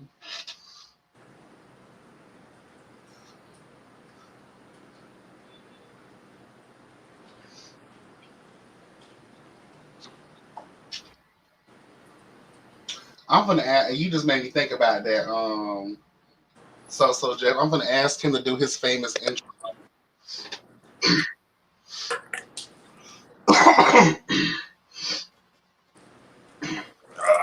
Will you give us your famous intro, Q? What? Will you give us your famous intro? Which one? Good morning, everybody. It's Q in the streets. Oh, if I was on air, I'd be like, "What's up, y'all? It's your boy Q." So if I was on air, I'd be like, "What's up, y'all? It's your boy Q. Welcome to WTNT's 107.7 Q in the streets." That's my intro. What's happening, y'all? What's going on? How you doing? I'm amazing, King. Thank you. I was sitting here chilling, watching you, getting your ass handed to you by these Walmart employees. Child, let me tell you. How you don't get yourself caught up like that this morning? Man, no. Something tells me I ain't gonna be able to go back in for a while. My lighting is horrible right now. Can you see me good? Yeah, perfect. Okay, I'm actually. a scoot up some because this is horrible. Great quality. Oh, thank you, King. How are you? I'm all right. Good. So what's going on, honey? First of all, I have a question because a lot of people have a question, and I was talking about it earlier. What's happening? They were talking about like how can I talk about Lauren England when you're not in the show? Because I guess a lot of people, including myself, have a lot to say about her being there, but she's not really there. But Right. they leave you out, and I say, well, I can't really talk about someone who's not there. Right. We I have was to talk trying to about pull what the we see in comments. the show. I'm sorry. I was trying to pull the comments back up so I can see those as well. Is there any way I can see the comments on here? That are you on your phone? Yeah. There should be a button that says chat. Yeah. And then go to public, I believe. Because it should say I private chat and then public chat. only see a private chat option. But anyways, I'll just talk to you. I'll focus on you. So Okay. run me your question again. I'm sorry, King. So basically, us reviewers have been talking about Lauren England. Well, let me talk about myself specifically because I have my own thoughts on that. Yeah.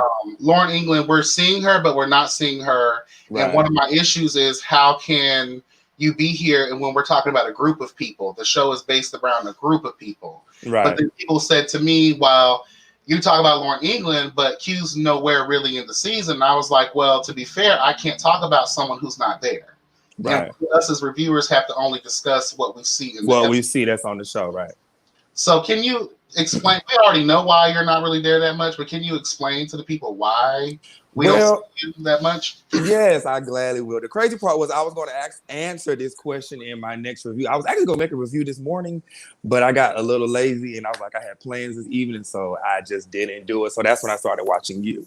But anyways, to answer your question, so first of all, thank y'all and ask me whatever you want while you got me, okay? But to answer your question, when the season first started, okay, we try to stay on the same schedule right after Housewives and stuff, right? So when the season first started, which was at my book release, was, you know what? Oh my gosh, y'all gonna get me in trouble because I'm not thinking and I'm not supposed to be telling timelines. But anyways, I look at you. Go ahead.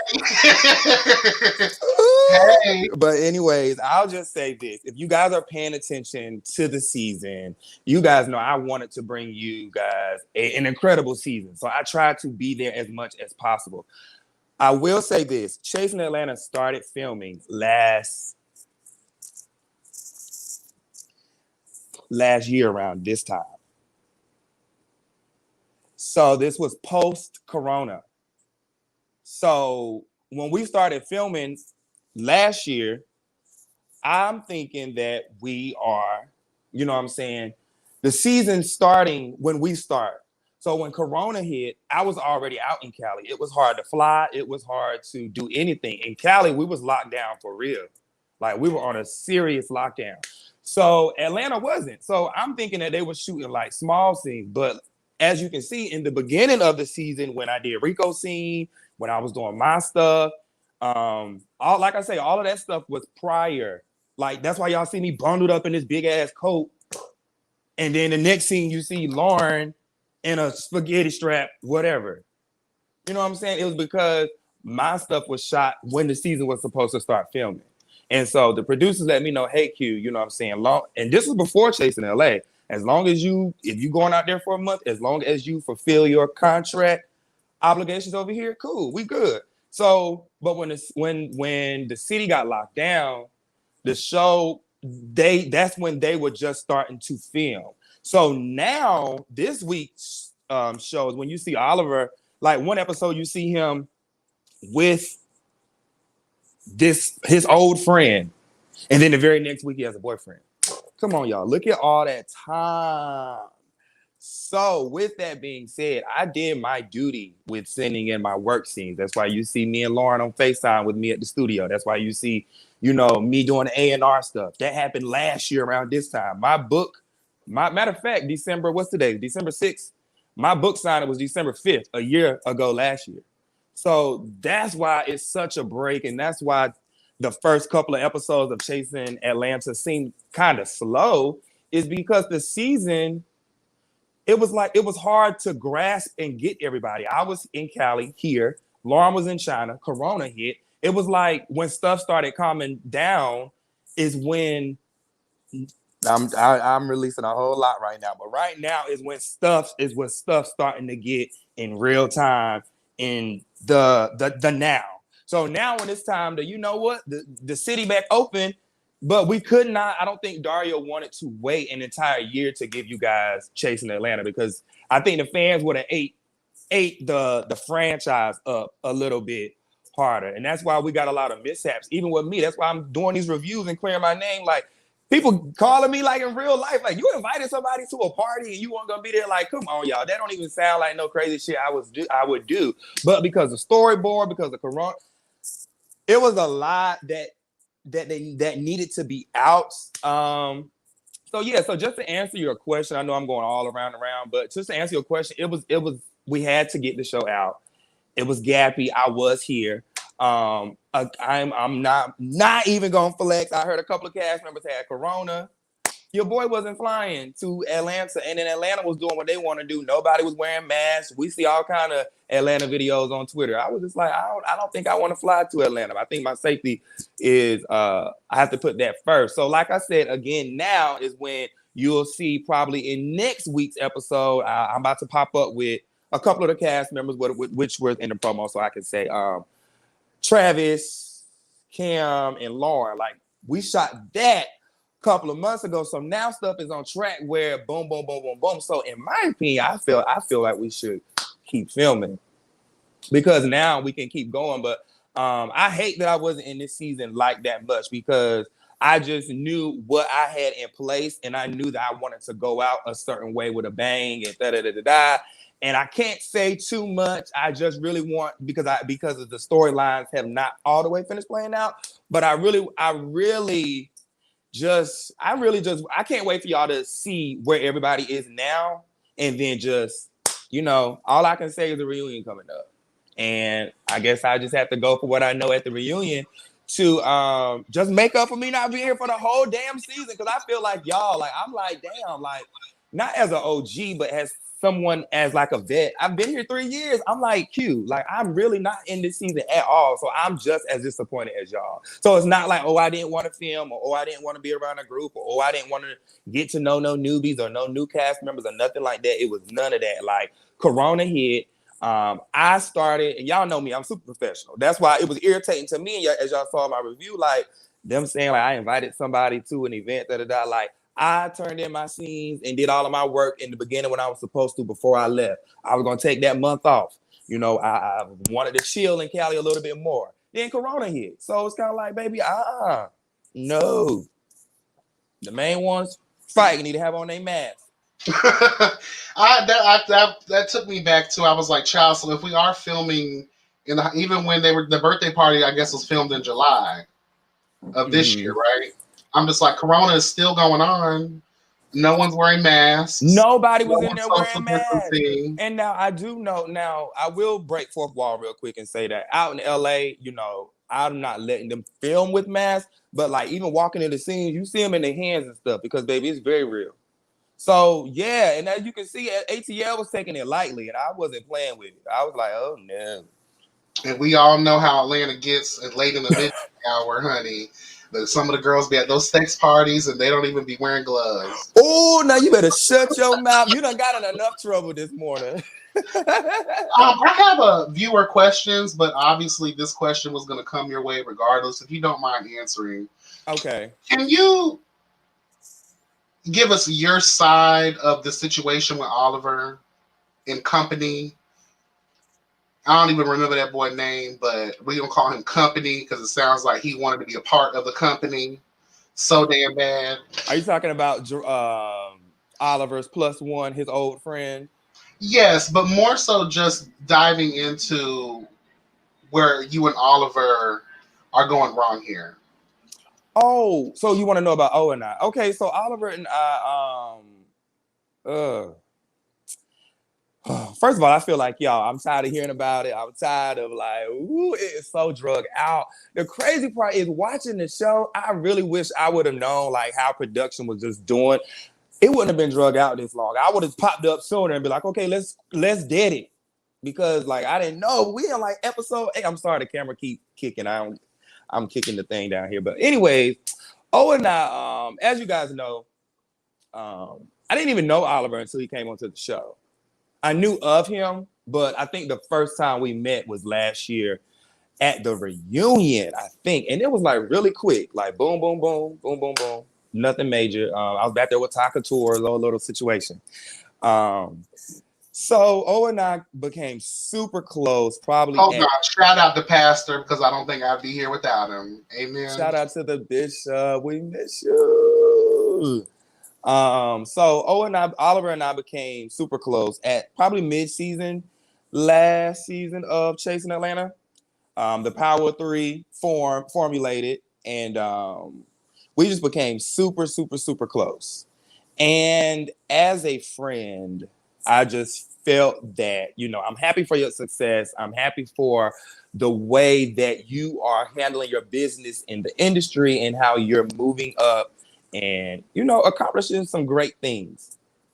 But as a friend, I feel that you are dropping the ball and I feel that you are mishandling our friendship in a way that I wouldn't. And also, in a way that's just some of y'all are watching his behavior this season, and it's like, ooh, that's a lot. But it's like I love him in this moment, but like, I see that it's that right there. So I felt like as a friend, I was dealing with that, but not on one thing, but two things, but three things. I felt like we was on like bullet point number 8. And so I just got to a place where I just did not want to continue to be friends with him. In that moment, I just felt like he just wasn't a good friend. And he was just doing a lot of things behind the scenes, in my opinion, that I felt that he was not being a good friend.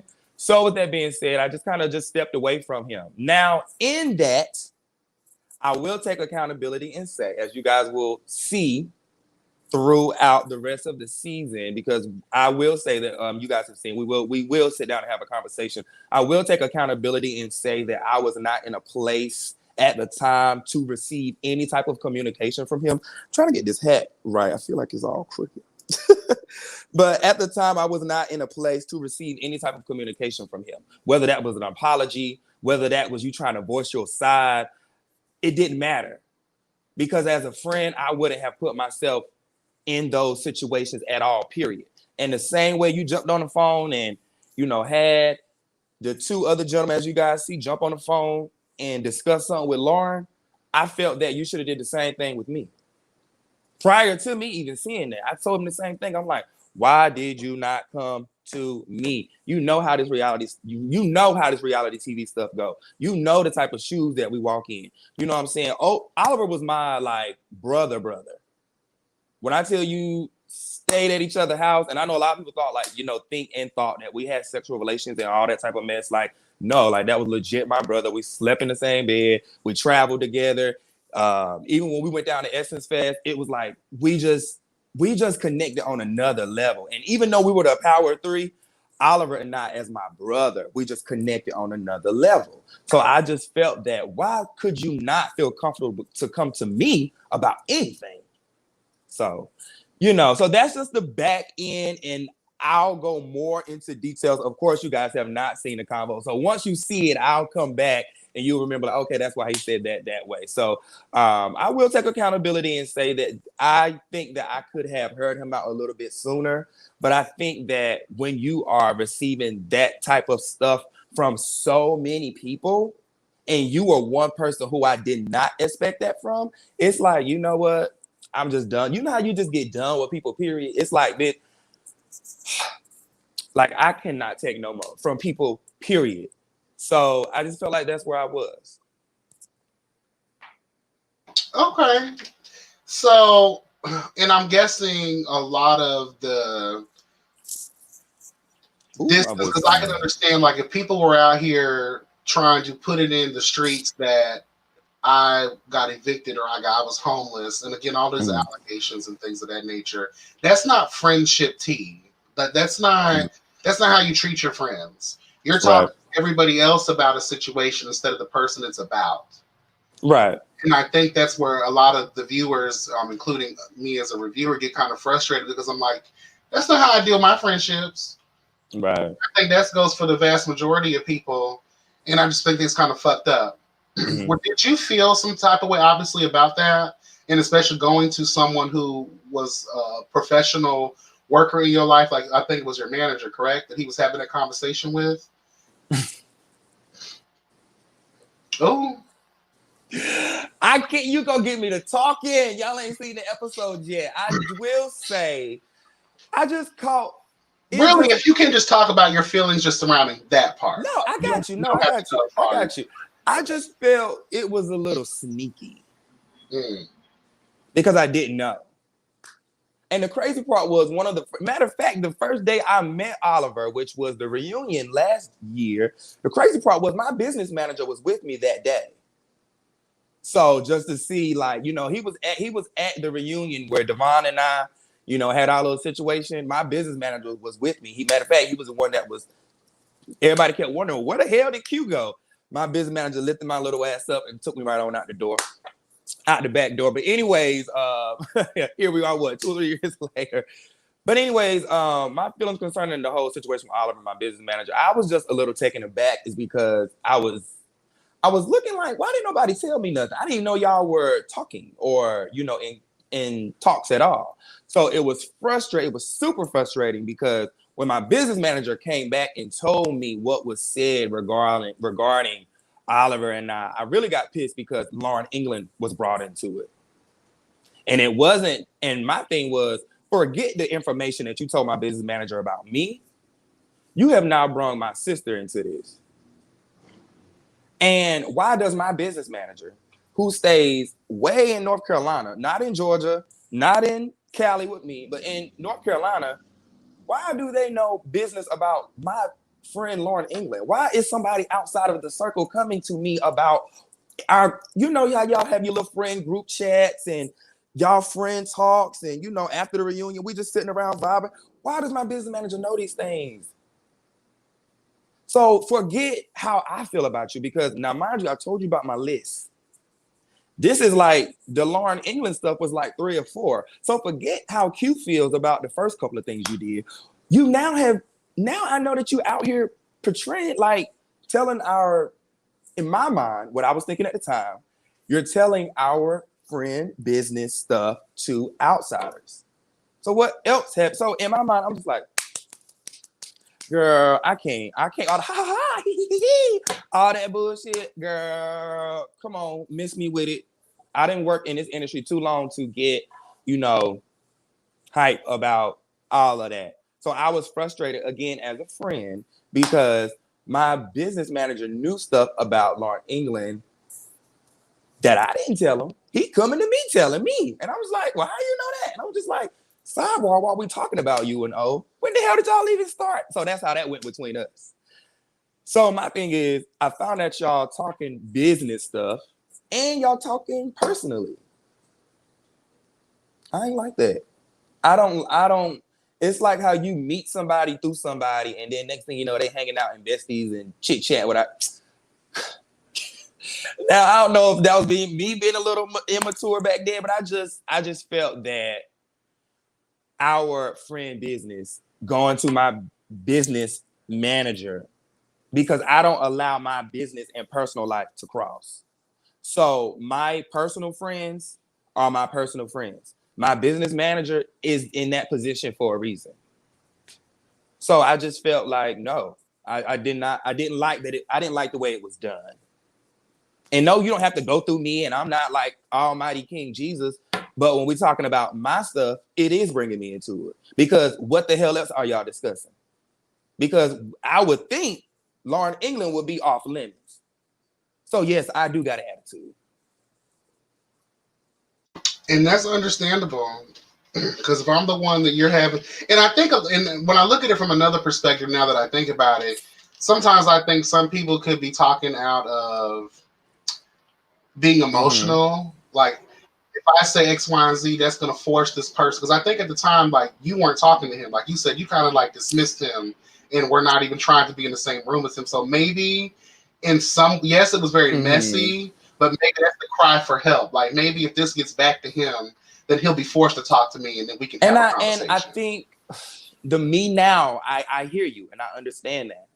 And it took me a while to see the other side of that. But I guess for me to him, it's like he was like my best friend. So I'm just like, why could you not feel? We talk about everything. So why could you not come so to basically, me? and I get it now, because first, it's a public platform. Second, what other tea are you spilling about me to these people? Mm-hmm. Especially now, mind you, the first thing was, now you guys will get to see it on the show because I do go into it. One of the first things he was sent me like this long text message. I was like, oh my gosh, like it was out of the blue. Now put a push pin in that because I go into that a little bit more when the episode airs. Another thing was it was something else personal, and I'll keep the second one that I felt that was like a little side eye. And then the third thing was the homeless stuff. Like, regardless, which it wasn't. Now, I can confirm and say, now, YB, I'm telling you, at that time, now, I've been very open and very transparent on all of my platforms and have said in various interviews and whatever, yeah, there were times in Atlanta I didn't have nothing. There were times, y'all know how this goes. There were times where you literally got to go for what you know. And there were times where I lost things in my life. There were times I lost cars. I done lost houses. I done lost myself in this process. You know what I'm saying? At that particular time that they were talking about, no, I was not homeless. So it was like frustrating, like, girl, now hold on. If I was or if I wasn't, why are you sitting around letting a bunch of hens be cackling about me? Because I don't let nobody sit around and try you and your name at all. So that was like the third thing. Then the fourth thing was the business manager. I'm like, okay, girl, I'm seeing too many different signs. In the matter of months, I do see the career rising. So I'm like, okay, is this person changing? Because if that's who you're becoming, you can exit me here and go forth. But that's just where I was at with it. I hear that. Because everything's about optics, and when you see how people are moving, especially when it's to your detriment, like you feel like, especially when you're being thrown on the bus as they're doing it, you go to questioning. Girl, I had to sneeze, bitch. Bless you. So, and I'll have to ask this question now. Moving forward with trade, could this be one of the other things? Because I find it kind of. Do you think Oliver knew that you and this boy had dealings before these scenes were shot? Oh, that Trade. I'm like, who is Trade? Oh, okay. Now this is honest, and I'm going to put this in my review. Do I think that Oliver knew that that gentleman and I had recently had just talked? I'm going to say no. But you did hear the way I read that little boy in my last review. He knew. And the crazy part is like, first of all, we never even had a relationship. For you to be on a public platform claiming something really was like, stop playing with me. Because he was insinuating, you know how the girls do when they say, well, you know, we had a little relation and it could be friendship, but we automatically go to thinking that thanks to each other. You know how we do. We hear one little thing and we just go.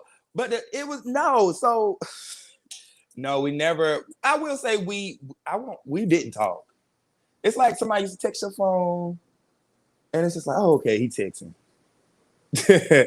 But no, Oliver. I'm not gonna say Oliver knew. He didn't know, but homeboy knew, because even when he was trying to converse with me, like I say, somebody that used to just text you, I started cutting him off. I'm a person of energy, and I pick up on stuff very quick.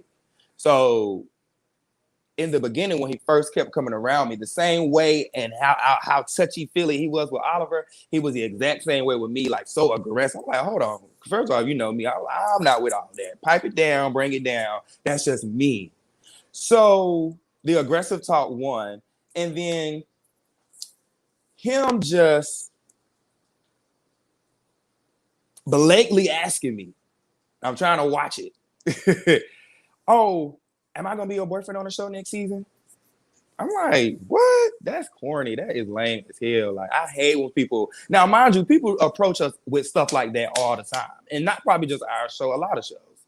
So that's why I said in my review, like, I'm glad you made it onto the show, because there was another cast member I heard that he previously had tried to talk to. Then I'm not sure if I was after or before him, that other cast member, whatever. But anyways, what I do know is I wasn't feeling his energy from the time that we connected, and I'm just like, you're too aggressive. And then like, I know your motives. I know you're trying to get on the show. I know that you're trying to promote what it is that you do, because he even, you know, I think he texted me some weeks prior to us connecting, like, hey, what do you think about me auditioning for Chasing Atlanta? I was like, oh, okay, you know, do your thing. I don't care. But once I think he auditioned, didn't get through, then I guess I was the next outlet. Like, oh, when you gonna show these boys you got a real boyfriend this season? Da, da, da, da, da. And I'm just like, sir, you are giving me a whole lot. So I take you were heavily impressed with Oliver's curve game. Because he curved the shit out of that motherfucker, because it was plain to see that he had Scamiana written all over his ass. And I just wasn't here for his approach, because you could tell it was fake. Now, I think I will say, because this is just my honest feelings, I do think that it was known previously that, oh, you do know I used to kick it with Q. Oh, well, you know, we're not in the best space right now, so maybe this may or may not add to the storyline. So that's just how I felt at the time. Me knowing Jerron, and then not knowing where O and I was going to be this season, because I had a few tricks up my sleeve as well. I feel like if he didn't come to the table and take accountability. So that's that. And for continuity purposes, because this has been a big question, because we know that we had to jump taping, and this isn't your situation, but I just want to know if you had any insights into it. Mm-hmm. Can you speak to the timeline of Jerron coming around in Oliver's life, and now we now see in this past episode, Oliver claims to have been in a relationship for the past year with this boy, but as a viewer, you can see how it kind of like mixes up. Well, I'm not sure when Oliver started talking to his new friend. Is because, like I said, at the time we weren't friends, and we had unfriended each other on social media. Now, I will say, because right before I moved to Cali is when homeboy was trying to, you know, connect. I will say that was definitely before my book signing. So maybe like the end of the summer, like October, November, before I moved here in December in Cali. Okay. So that's that timeline. So again, I'm not sure when Oliver started dating his friend, but I do know when I cut that individual off. So that's that. So that's another thing. Like, that's a year. Like, look at that gap. Yeah. You know what I'm saying? So like, that's why I want people, and I'm again say it in my review, pay attention to these timelines. That's why I'm like, oh, where's Q? Or Q is born. I ain't get to film with nobody to the end of the damn season. And I know your ass wasn't wearing that big ass jacket in the middle of summer. Thank you. That's what I'm saying. Like, and then if you even pay attention to that scene, you see the smoke come out my mouth. That wasn't like That was like October, November. That was in Atlanta. And that event, like that particular event, I wasn't even thinking about moving to Cali yet. One more question, and then I want to get into LA. Just one more question, real quick. Okay, one more ATL question. Go ahead. This was something that I put in my review that kind of bothered me, but maybe there's more to it that you can explain. Okay. So, Travis. Okay. When he went to the Christmas party, and obviously the girls did not see it for him, when Troy was laying across the twin bed having that conversation with you when you were in LA, and he brought up Travis's name, you didn't say anything. At least from a viewer's perspective, maybe that was cut off, but I didn't say anything in reference to defending Travis. I didn't know anything about what happened at the party. Okay. And I if you go back and watch my reviews, I clear up the whole situation with me inviting Travis to Troy's. YB, are you still there? Oh, okay. Oh, your mic, you mute real quick. Oh, okay, you good.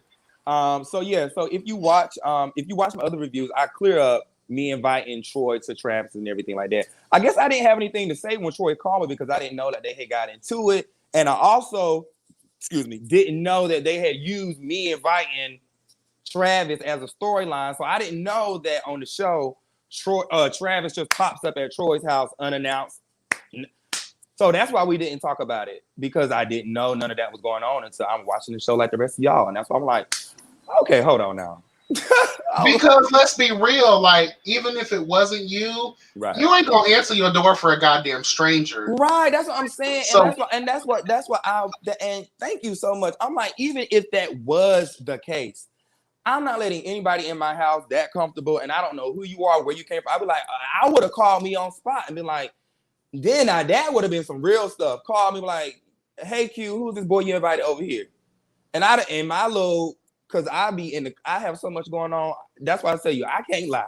Because I have so much going on. I would have been like, what are you talking about? Oh, child, production asked me to a couple of months ago. That's why his ass was there. Okay. All right. Okay. So that kind of clears that up. Why I didn't say nothing to Troy, because I didn't know anything about it. I'm just like, well, hold on, production. All right. Y'all, all right. So let's get into Chasing LA. So what's going on with that? Congratulations, first of all. Thank you. Now, there were some things flying through the streets saying that you weren't a part of the show anymore. Can you clear that up? Because obviously we're seeing that you are. That I'm not a part of Chasing Atlanta or Chasing LA? Chasing LA. Am I? Yeah, I'm the executive producer. Okay. Or are you asking, will I be on the show? No, I just wanted to know if you had something to do, because there were some rumors flying through the streets that you were no longer part of that project anymore. Oh, no, I am the executive producer of Chasing LA. Okay. So how's that going? How's that journey for you? It is going incredible. I cannot wait for, I think, the world to see Chasing LA. I feel like a proud father. I will say, there will not, so far, you know how Chasing Atlanta giving y'all a few slow episodes? My baby's coming out the gate swinging. These girls is coming out the gate swinging. I'm ready. Are we gonna see? What are we gonna see with these? Are these people that we know, or brand new people all across the board? I think you guys will see a couple of familiar faces in the industry, and if not familiar to them, once you see their work, you'll be like, "Oh my gosh, you will see them right up front in a particular music video with some popular artists, or you be like, and they're like right up front, or different things. Or we get to see. I will say we do have some drag queen. We have a drag queen coming on, so we get to see. I think that was one thing that the Chasing Reality brand was missing. We have several trans women, but we don't see the insides of a drag queen. So I do have an amazing drag queen coming on who is fierce. I do have two incredible trans women who are two firecrackers. There's some newbies on the scene, but I don't think there'll be newbies long. I think my 2 trans women will probably be my top 3 spot breakout artists, breakout stars. That's what's up. Mm-hmm. I have a viewer question real quick. Actually, she's a longtime supporter of the channel. Hi. Are you staying completely behind the scenes, or are you going to pull a Shawnee O'Neal on the kids? I cannot answer that question because I think that is the biggest question that everybody wants to know. Q, will you be on or will you not be on? So I have been strictly enforced to not answer that question. So stay tuned. Okay. Are we going to be getting the same kind of aesthetic, chasing wise? What I mean by that, fashion designers, musicians, people in the arts type of world. That's good because I almost told one of my character storylines. What I will say is sometimes, let me answer it this way. As executive producer of Chasing LA, I wanted to show people chasing and the 9 to 5. So I think we're going to keep the same concept. Of course, the drama is there. Of course, the drama's there. Of course, the chase is there because I do think we have some more than others, at least 10 individuals who are really chasing something and who are really showing like a raw side. And I think me as a storyteller, as a writer, I'm really wanting to show both sides of the talent and the chase. Because with Chasing Reality, Chasing Atlanta kind of set the bar of, and it's an Atlanta thing, where, oh, you got to be this to be this, and you got to have this to be respected in this kind of light, and you got to walk a certain way, and you got to be, so that's the Atlanta way, and I think Atlanta kind of set the bar there, and that's why everybody look at us like, oh, they snobby, and they were some bitches, and I wouldn't hang with them, because, Lauren England, not to just call her rap, but that's the way that the bar of the show was set. For me, I just want to come in and show, and I think Dallas kind of took the baton and continued to run with that, which is not a bad thing. But I think for me, I want to step in and just show a different side. And I think that's what a vast majority of viewers want. I've been saying that in my reviews for the longest. Like, how are we? We're chasing, which means we have yet arrived at our destined place. Amen.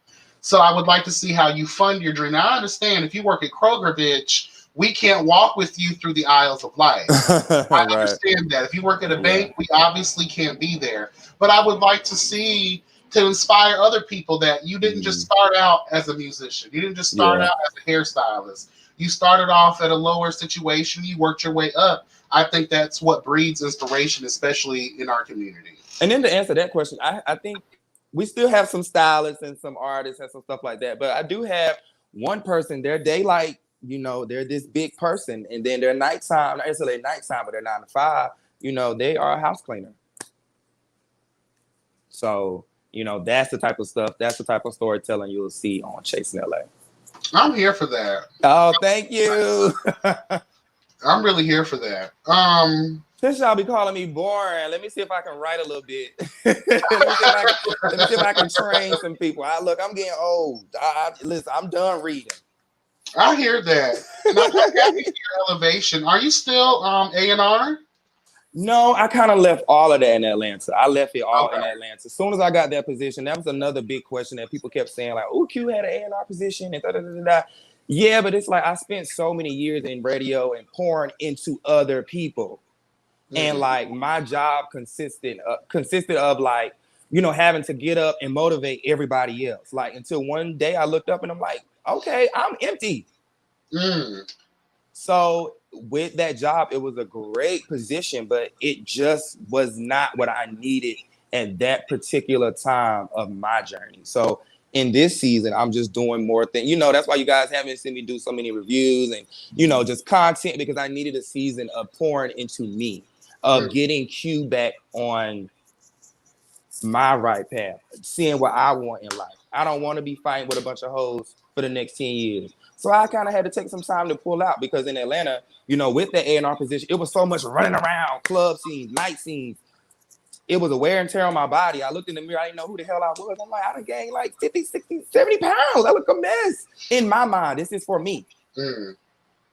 So that was one reason why I gave up all of that. Well, you looked good when you rolled through Rico's situation dressed like Bruce Wayne, honey. Had that long peacoat on, bitch, with the scarf wrapped around, honey, with the gloves. I said, all right, Bruce Wayne. Look, thinking on, I can bring a little fashion now, okay?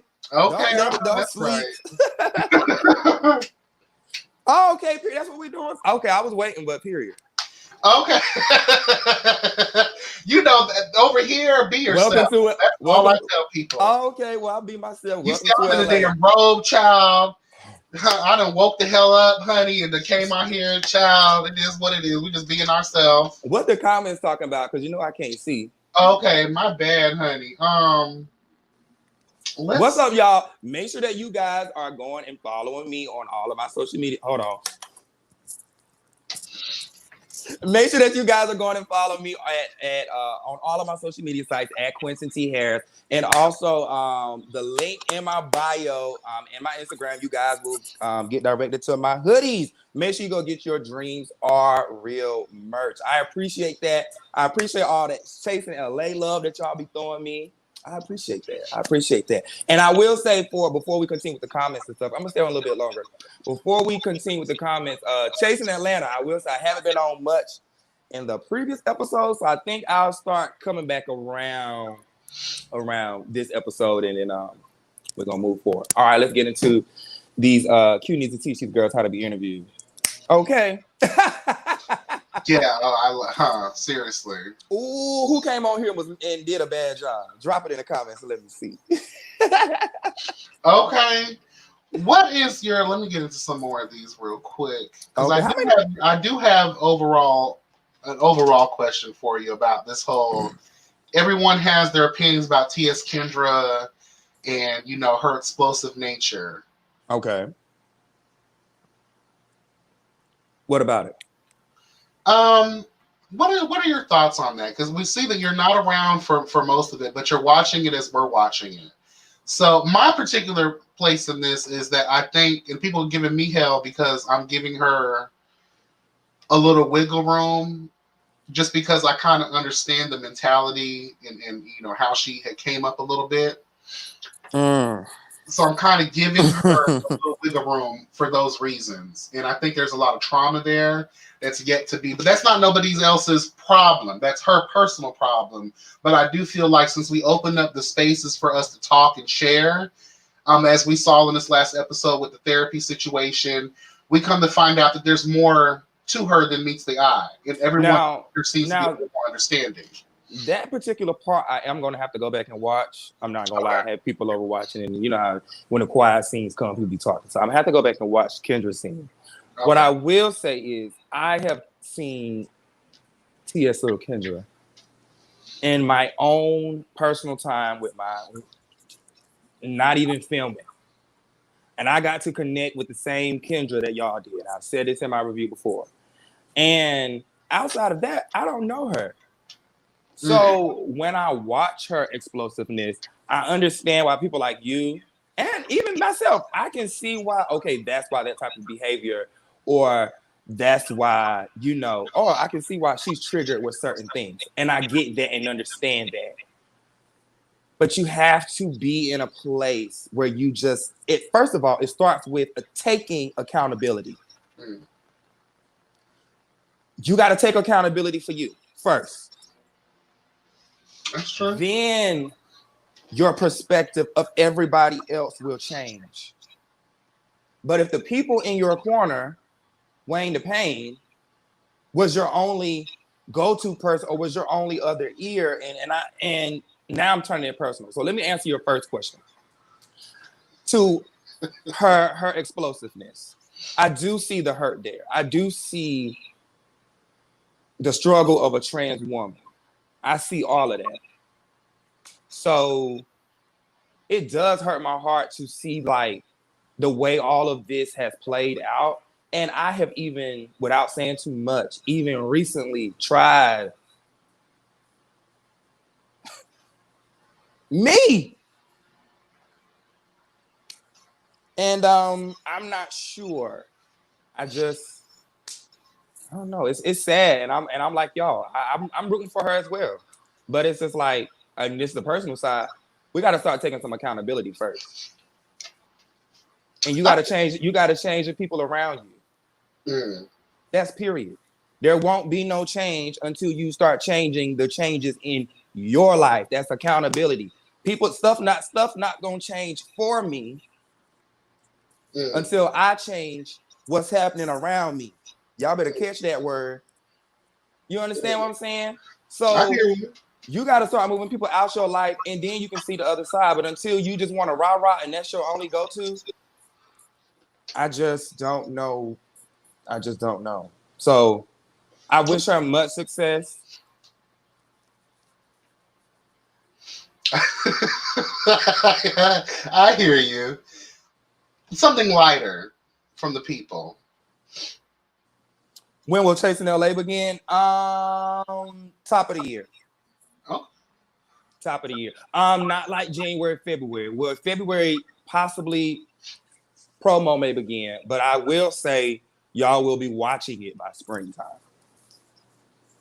I wonder how it's going to turn because I see the franchises are coming through. How's that rotation going to eventually work? Well, because we got Chasing Dallas supposed to be, shooting for their third season. And then we know another Atlanta's going to come behind that, plus LA. May the best girl win. Well, it's all family at the end of the day, right? No, I'm just teasing. I'm sorry, that just tickled me. I think we up next. Yeah, we up next. LA up next. LA has to be up next. Okay. Now, I will say Dallas is down there being a little mixy from what I'm seeing on social media this morning. Yeah, I guess it's popped off in Dallas. But I think I can go out on a limb and say LA is up next. Okay. Where can I order that peacoat? That peacoat was a gift. Let me tell you something. And that thing was, let me tell y'all something. I read a lot of comments trying to play that coat. Man, let me tell you something. That coat cost a lot of money. That's a nice coat. Okay, I still got that coat. Peacoats are not cheap. How long was the process of choosing your LA cast? Oh, it took me like 2 months. And I was going back and forth so crazy with casting because I had a lot of reality TV people we've seen on our TV screens reaching out. And I was just like, oh my gosh, like, okay, this is like I'm telling you some names, like the gays came through. And I was just like, oh, the girls are coming through. Like, they want to be on the show. Hold on, look, Chasing LA Catherine was checking in now. Move them out the way. So yeah, it took about 2 to 3 months, but I think the purpose of our platform is to give people like you who we haven't or wouldn't get to see if it was for the Chasing brand. So I will say I did not go back and grab a lot of socialites or celebrities we've seen before. I wanted to put some new faces out there and put some new kids on the block. Amen. Yeah. I'm here for that. Longtime supporter Jonathan Ford is in the building. Oh, thank you. Somebody from the Ville. I appreciate that. I remember you when your younger days from the Ville. All right, now go ahead out of here. Don't tell the people how you used to cut up. Thank you. I appreciate that love. Thank you. Jania, we already answered that question, baby, about Q and Oliver's situation. You might want to go back and catch some of the replay. How many people on? That's so country. 50. 50 people are in the building. Hey, y'all. What's happening? I saw the cats meowing here earlier. What's happening? Okay, shout out. Oh, my gosh. I love that y'all have networked and have formulated y'all own little group movement over here. Somebody else from Fayetteville. What's happening, 2-6? One of the things that I like about that is it gives us all an opportunity to come together. Yeah. And show people that you can unify Even if we have difference of opinions, because all of us we're our own person and we're very strong. We have very strong personalities. Yeah, child, it works. but I mean, that's the fun in it. That's the fun in it. You get to bring you and your magic and what you've learned and bring it to a situation. Dre Samba, what's happening? How are you? I love you too. I'll be seeing you in the comments fighting for me, Dre. I appreciate that. I got you. Cast me out. Cast me out. Your reviews be so freaking funny, bro. Oh my gosh, keep it up. You are killing. All y'all are killing. I'm proud of all y'all. And I will tell y'all, YouTubers, I had a meeting about y'all. I had a meeting about all of y'all. I had a meeting about how just even with what it is that you guys do, I feel that I try to do it for Atlanta, but I'm only talent for Atlanta. It's only so much I can do. But I want to create some type of space or some type of lane or element for the true reviewers whom have rocked with the brand, period. And just, I don't know, whatever, even if it's some type of promo, something that just showcases and puts you guys in the limelight for the people to see y'all at the way that a lot of eyes are on us. Because I think that it's due to y'all. Because we even get a lot of followers and reviewers and stuff like that from the people that you guys introduce to the brand. So I know a lot of cast members don't say that, but from a journalist and a YouTuber and just a person of media, y'all know I rocks with y'all. And if I didn't know YouTube would demonetize your video, I would say the F word. I with y'all. So Oh, you can say I ain't monetized yet. I fucks with y'all. Okay. Oh, so yeah. Ooh. Will the LA? Oh. That's crazy because one of the first arguments they get into it about, the girls start reading down about alcohol. Lord have mercy. So I will say that I don't think it's like alcoholics or anything like that, but I will say that was one of the first arguments on it's probably gonna be on the first episode. But I will say, child, whoo, the LA cast, they filmed for a long time. So they read sessions are gonna be, I think, long. So y'all gonna have a lot to pull from. I'm here for that. It'll get different because the West Coast, is Christian Taylor, contact me. Yes, I see someone says, can college students possibly intern and work behind the scenes camera on Chasing LA? Christian Taylor, DM me on Instagram right now. Okay, go ahead, YB. And that's another thing I always tell people when I do reviews or when the Justice League get together and we talk about how to improve and how to utilize resources. A lot of these kids are in school and they credit. And since Chasing Reality has the LLC behind it, you're an official business. So you can offer credits, Oh yeah, and we do. Yeah, my LA team, we actually do. We do offer that. Yes, we do. I actually have another guy in place where I have to sign off on his little stuff and stuff too. So yeah, we do. Yeah, y'all know me, and that's what. Let me say this: a lot of people are like, oh, Q is born, all the other stuff. I'm not sure, but I think this probably my last Chasing Atlanta because I just need to just be like more business behind the scenes, and just kind of raise up these new babies. Not saying like I know the freaking most, but it's just a lot of people that just need what we have. And like even with the LA platform, I just want to kind of put all of my energy into that. I hear you.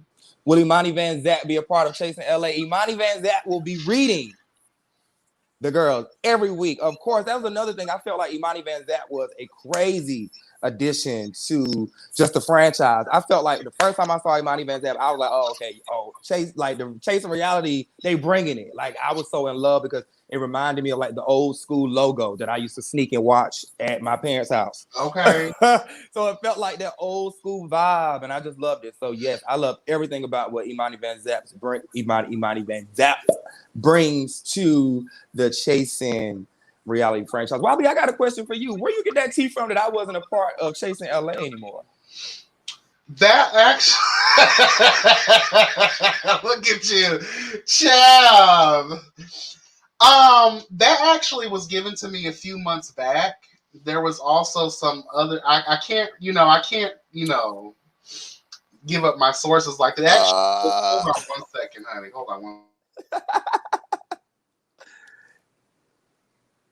What's up, y'all? I can't see y'all comments. So while he's doing that, I'm gonna grab the remote so I can kind of sneak and be reading y'all comments. So I can cut on the TV. So give me 2 seconds while he got the camera off.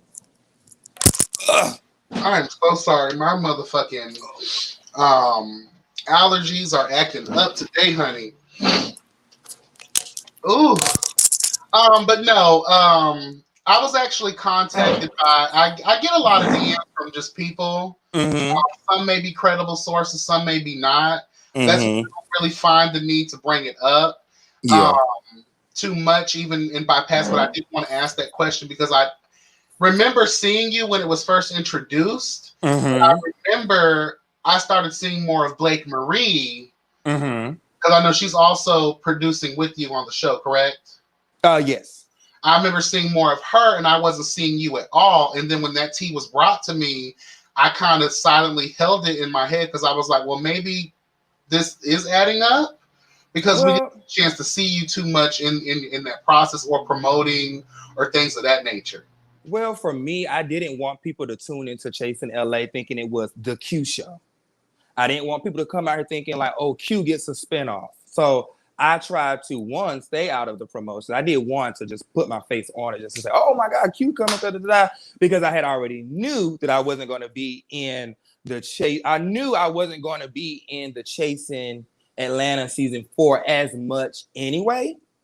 So I was just like, you know what I'm saying? Let me just put one promo out. But I wanted to, one, put my other executive producer as a female Black woman out more so in the front versus just me. It's not about me. And I didn't want people to tune into the franchise thinking like, because y'all, people always say, oh, Q be doing too much, child. So I wanted it to be less about me. I'm just over here cutting on the comments. I wanted it to be less about me and more so focus on the cast when they're showcased.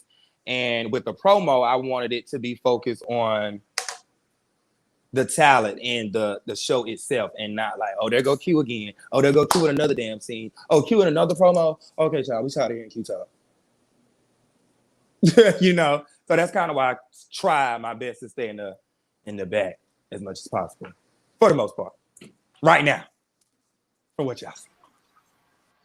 Oh Lord, everybody's like, a lot of people refer me as the Amani over here, Come so they're like, on, put me in the show. they want you On in the show on Imani sick days. Okay, Yes, God, honey. I love that addition too because it's like your personal you know what? You balancer. you are pulling out a lot because I ain't never get nobody this much. and I don't even do a whole lot of like unexpected lives and stuff like that either. So You definitely don't. That's why. So let me drain it while it's here, honey. Because catching okay. you is difficult.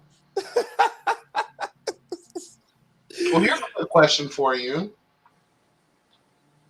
What were your challenges with being an EP? One, I think just understanding what comes with EP. Mm. Because I'm so used to being now. I've been in front of projects before, like I ran my own Q on the Streets radio show, like that was all me. But I was still talent in a sense. Chasing Atlanta, I was talent. With my other work I've done, I was either talent or like behind the scenes, but like as an assistant, like when I worked with Cynthia Bailey and other people, Rico Chappelle, I was more so in an assistant position. So taking on executive producer, like you are in charge of everything. And with my right hand, because she came on later down in the process, as an executive producer, you know, you're in charge of contracts, choosing everything. I still have to fulfill my obligations as talent in Atlanta. So I'm still having to fly back and forth, but still manage a project here. So I think one of the main things is taking on the challenges of what all comes with this. And it's not about Q. I now, because I'm used to people checking on me, and you know, as talent, like people checking in with me.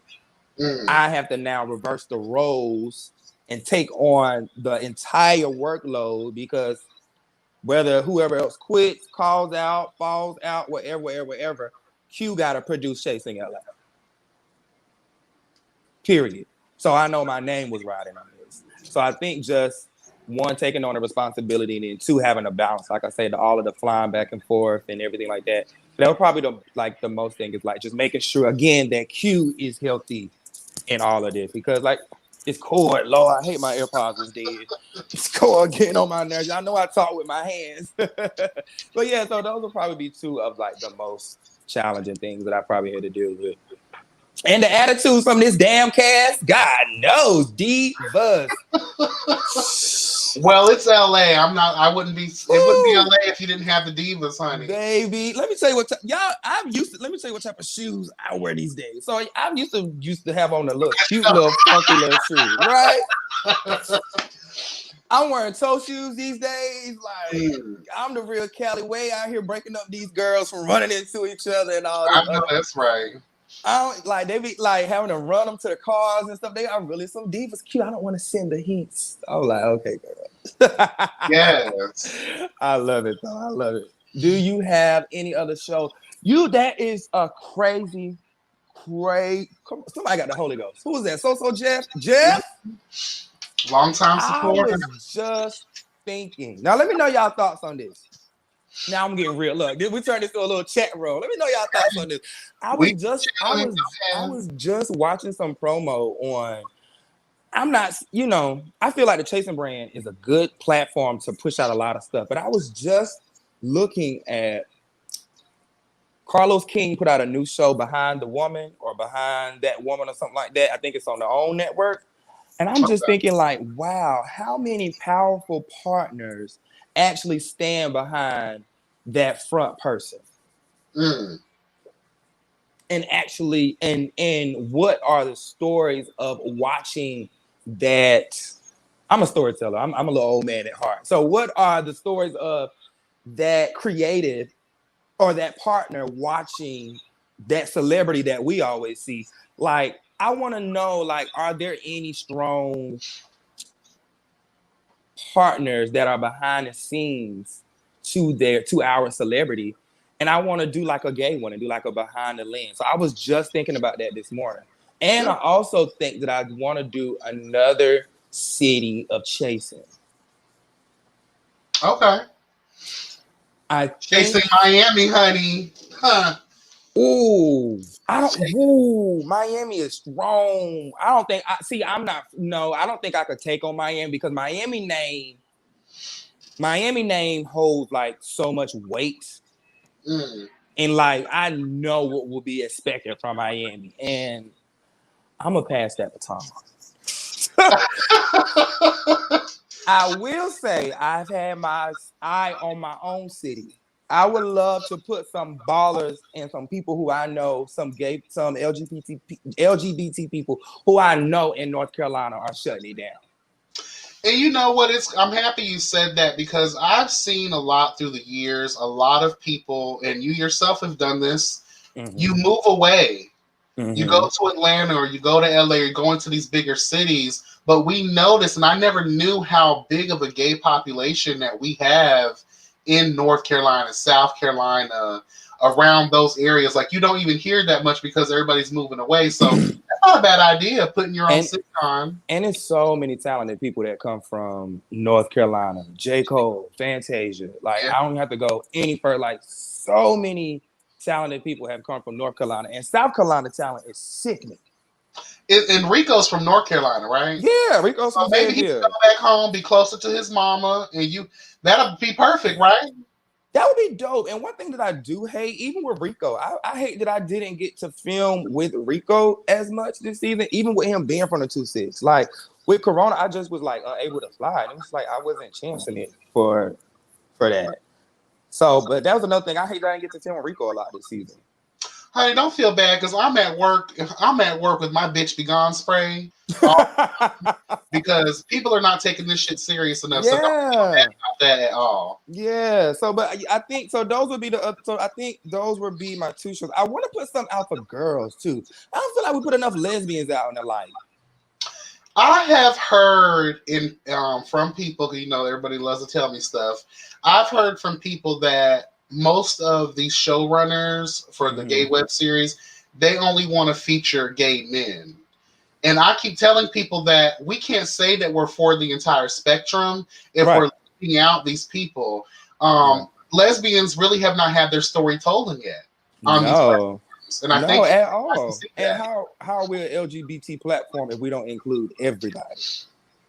We have to be That's true. inclusive within ourselves. So I'm gonna be honest, I have been thinking of so that was another one, but I kind of had put that one on the side, not necessarily on the side. I just want to make sure I get through Chasing LA first. But it was crazy that this morning, literally this morning, I was watching a Carlos King thing and I saw that show and I was like, wow, I would love to know if it's some powerful um, LGBT people who would love to like come from behind their partner's shadow, quote unquote, and tell their story.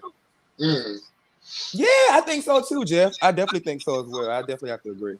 Detroit, I think Detroit will be sickening chasing Detroit. It's a lot of people being Detroit. Nashville is a good city. The real hot boys of Houston. I gotta check y'all out. What's up? I be seeing y'all send me love. Yeah, they're another All web series that's out. right, I'm gonna answer one more, YB. Let's go. Okay, let's see. Ooh, child, I feel like I'm put on the spot. How about this one? Yeah, that's another thing, and that is one reason why I feel like even with our trans girl story on Chasing LA, I definitely want to tell their stories because even with our trans girls on, I'll start with Chasing Atlanta. Chasing Atlanta's trans girl story, in my opinion, like we got Lauren England, but Lauren England, we didn't meet her that way, so we just now starting 4 years later, so we can't consider her a trans girl, in my opinion. Not like that. Now, I hate to cut you off a little bit. What now that I think about it, what would have been cute is I understand there are these personal nuances that Lauren would have had to deal with and would have been okay. But to see that because we have seen her since day one, if we would have been able to see that transition, also when we threw Kendra in there, someone who was all we met them as they were. Yeah. That would have been a nice compare and contrast storyline wise, just to see that evolution, that change. Yeah, That it would have I been. don't know who's watching and who can be inspired by these things. And that sounds so nice. And I it does. But I'm gonna just keep it 100. When you can't get adults to be adults, it don't work out. That's true. Even to this day. Like, Well, I have to give props. I don't watch other forgive me if I'm overstepping. I don't watch a lot of other web series, but now that I think about it, shit, Chasing Dallas, well, I mean, they have Ariel, and then we also had we had what's we were born. What oh yeah, Berlin. Berlin. I'm so sorry. We had Berlin, but I felt like Berlin, we didn't get to dive into her story. I felt like Ariel in Chasing Dallas, we didn't get to dive all the way into her story. And then when she did, it was just like, because of I think her green screens and the comments that she was saying, I think some people it was hard for them to receive her message in that. So it's kind of like, I'm really hoping like her season 2, I cannot wait to see Ariel season 2. But back to the trans girls statement, somebody said even with the trans women, yes, I even want a story and I even want a show just with the trans girls because I feel that it's not told and we don't get to see like really what goes into one being a trans woman and then two seeing their every day-to-day lifestyles and livelihoods and just hearing them open up about just their past experiences and etc. So I do think that there needs to be a show for all of them individually in my point in my if I were to have a say so. And I find that to be important because we notice there's a lot of disrespect that happens and infighting within the community, and the trans Mhm. girls always get the shitty end of the stick, and I don't think that's right. I would have to agree. I don't think, even as we seen this past episode, when we get mad at each other, we see, was that Troy that called Kendra a tranny bitch? Like, seriously. Mm-hmm. But you want to be respected with your Go-Go Power Rangers hands, honey. You want to be respected. Well, That's a little shade I throw at Troy because he talks with his hands. oh, I talk with my hands too, so I can't even. I'll Troy take that one. Bogan down, honey. Not Troy Bogan. Work. Troy be That's giving us funny. Grace Jones, honey. That is hilarious. YBE has been a pleasure. Thank you so much for coming on. I love impromptu situations, and you gave a lot, and I appreciate it. Thank you. I appreciate y'all. Shout out to all y'all in the comments. I'm seeing it some on the TV screen now. I love y'all. And Thank I do y'all want to say this. This is a true representation because at one point or another, me and you weren't always here back in the day. You know what I'm saying? And we addressed that on a live we did some months back. But I want to let people know when you are mature, when you can sit down with people who you may not have growth. Growth. Hallelujah. Amen. Yeah, but I appreciate you. Yeah, and I think that, like I said, even like you'll see the growth. Even like I'm pretty sure for those of you watching, you've seen it today. You'll see it in the convo with Oliver and I versus I think when I first entered the Chasing family versus the Q today. So I was getting ready to say, I love y'all. Thank y'all for continuing to just support the brand and just continue to support us. So with that being said, make sure you guys follow me on all of my social media sites at Quentin T. Harris. Make sure y'all pick up y'all merch and continue to watch the rest of the season. It's about to be a funny ride. We filmed a reunion in January, so we'll see the girls soon. All right, I'm here. That's my birthday month. I need free VIP passes. Oh, it's no audience this season. Finally. Oh, good. I don't know if I was supposed to release that nugget or not, but glory to God. I'm here for it. Thank you so much for taking your time out and speaking with us. You welcome. And stuff like that. Thank you so much. You welcome. I appreciate you, boo. Yes, God. All right, y'all have a great day. Happy Sunday, y'all. Peace out. Take care. Bye. Yes, God, honey. That was cute. Quentin T. Harris, honey. So make sure you guys are following him while he's on all his social media platforms. He has a YouTube channel. He also reviews the show. And yeah, make sure you guys are getting into it. Also, he said it, Chasing LA will be out in a couple months. They're filming for the reunion in January. Hello, God. We're here for it. And I would like to say that because me and Q, back in the day, we really, when he first came onto the scene, like he said, growth.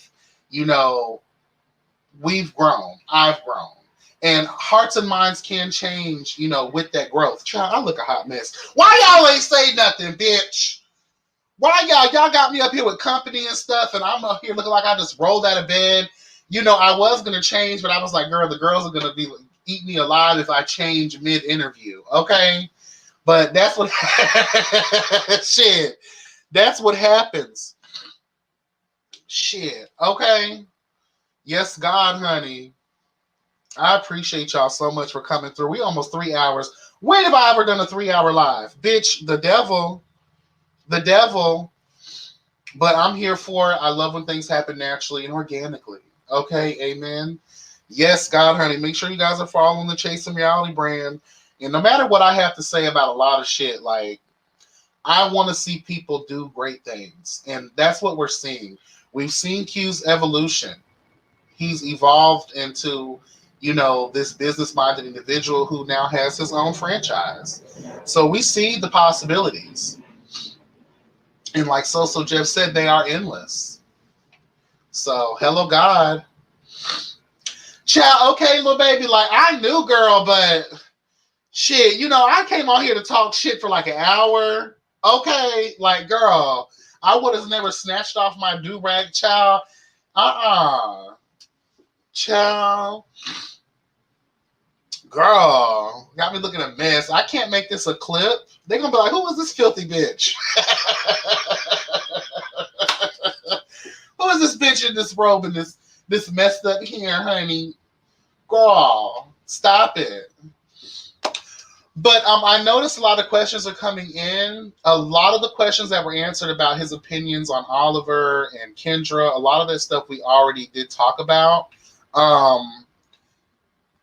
Because Q has a personal situation between Kendra and Wayne the Pain, I did like the fact that he kind of gave it a balanced perspective and like took himself back and was like, you know, we're getting too personal. Let me try to be as objective as I possibly can, and I appreciate that. So, you know, that's why I didn't push on certain stuff, because I know how it's going to be. You know what I mean? Okay, I did. That thing was tight. I had to let the scalp breathe. Well, this is what I do. Monday through Thursday, I use an oil in my hair and I wrap it in there. And on the weekends, I wash my hair and I put an organic African cream in it, and I just let it sit in with the do-rag. But child, that do-rag was working my fucking nerves. Okay. Whew, girl, this was everything. I appreciate y'all. Yes, God, honey. Thank y'all for coming through to serve truth and justice with the bitch. Amen. Court is adjourned. Please make sure to like, comment, subscribe, and share, because we all know that sharing is caring. Hit that notification bell. That way you'll be updated each and every time I'm uploading something new. And yeah, honey, I appreciate y'all coming through. If I didn't get a chance to get to some of y'all questions, I do apologize. I was actually planning on getting off of here before he came on. So I appreciate y'all for sticking with me. And yeah, we had some fun. I saw the chat moving. So make sure y'all hitting that like button, okay? Support. Don't just come in and sit in the bushes. I still won't know you even if you just hit the like button. You ain't got to comment all the time. And for the people that came through from the bushes, new subscribers, welcome and thank you for joining the platform. You will not be disappointed over here, okay? That's just plain and simple. You will not be disappointed. Yes, God. Thank you, Tanya. Thank you, Tasha Rose, Lil Baby, So Jeff, Gabby Poe, Jay Ali. Yes, Monk Chip, Cats Meow, Bad Billy Jean Honey. Dre Simba came through. Hello, God. Yes. Everybody, Right to be Told. Everything, honey. Right to be told, you are legendary in my chat. I just want to let you know that you are legendary, honey. Like, you are definitely legendary. And I live for it. Hello, God. Real Hot Boys of Houston was here. Soulful Dog. I appreciate y'all. Amber Cotton, Magic User. Everyone just coming through. Really be Abby. Appreciate y'all as always. Jania Bia. How are you? Welcome to the platform, boo. I think I have seen you before. Yes, God, honey. I love everyone. Christian Taylor. Yes to the God, honey. Someone said to put your picture back up, because you're fine as hell, so I'll just give it to them. Y'all leave Christian alone. Christian is a student. He's trying to get his shit together, okay? He's going to make a wonderful husband for someone one of these good old days after he's done with his education and fulfilling his dreams, okay? Because the last thing we need fine-ass Christian to be doing is getting out here and, you know, dating in relationship and getting knocked off track. No, God, honey. All right, but I'll take some of that student loan money. Shit. Okay. Yes, honey. I love y'all and I appreciate it. And if I missed anybody, charge it, please. You know I love everybody. What's up, T News Blog? Hello, how are you? You just missed the live, honey. You just missed the live. Yes, honey. With special guests, with special surprise guests, Quentin T. Harris, Hello God of Chasing Atlanta, also heading up his own shit, Chasing LA. All right. Yes, good, honey. You got support, Christian. Push through. So you should be on break right now, though. You shouldn't be studying right now. You should be on break right now, hopefully. When do you graduate? That's what I want to know. Are you still in the building? When do you graduate, honey? Because we're going to push through. We're going to get you a care package or something. Shit. Working on some stories. I know that's right. Well, you are definitely in the mix. I can tell you that now. You're keeping up with all the tea, and well, that's your name, T News Blog. So I'm here for it. Do like the rest of the girls and just add a glamour photo blurred to your face and some sort of IG filter, and you'll be good. Ooh, child. Shit, with StreamYard, there ain't no filters, baby. I just come as I am. I just come as I am. It is what it is. The girls will be okay. That's who I am anyway. I'm transparent, and it just is what it is, honey. You gonna get what you get, okay? Okay. Shit, I ain't got nothing else. When I start getting like this and antsy and shit, you know I'm tired, girl. I'm tired. Yeah, I need to get some rest because the Yes God rounds. Man, I had errands to run and now I'm tired. See what y'all done did? See what y'all done made me do? Now I done got tired and now the errands can wait until tomorrow. Actually, no, tomorrow I got an appointment at the DMV. I gotta switch over my license. And I need to do my registration again. Yes, God, honey. Make sure y'all are supporting T News Blog. It's a blog that runs stories only about LGBT situations, things of that nature. So make sure y'all are getting in tune with that because we need people like that to report on the things that are going on in our community. Hello, God, because we are worthy to be praised. Amen. Hello. All right, y'all. I'm getting out of here. It was all for truth and justice. Amen. And I'm here for that. And I appreciate y'all for coming through. And have a blessed rest of your Sunday. Hopefully, I'll be seeing you guys tonight at the Yes God Roundtable at 8 p.m. Eastern Standard Time with myself and my wonderful co-host, the Cat's Meow. Also, our special guest panelist will be Ken from the Real Hot Boys of Houston. And we're going to get into some things. All right? We're going to peel back our own layers. Hello, God. Amen. Sharing is caring, bitch. All right, y'all. Take care. Be blessed and never stressed. Bye.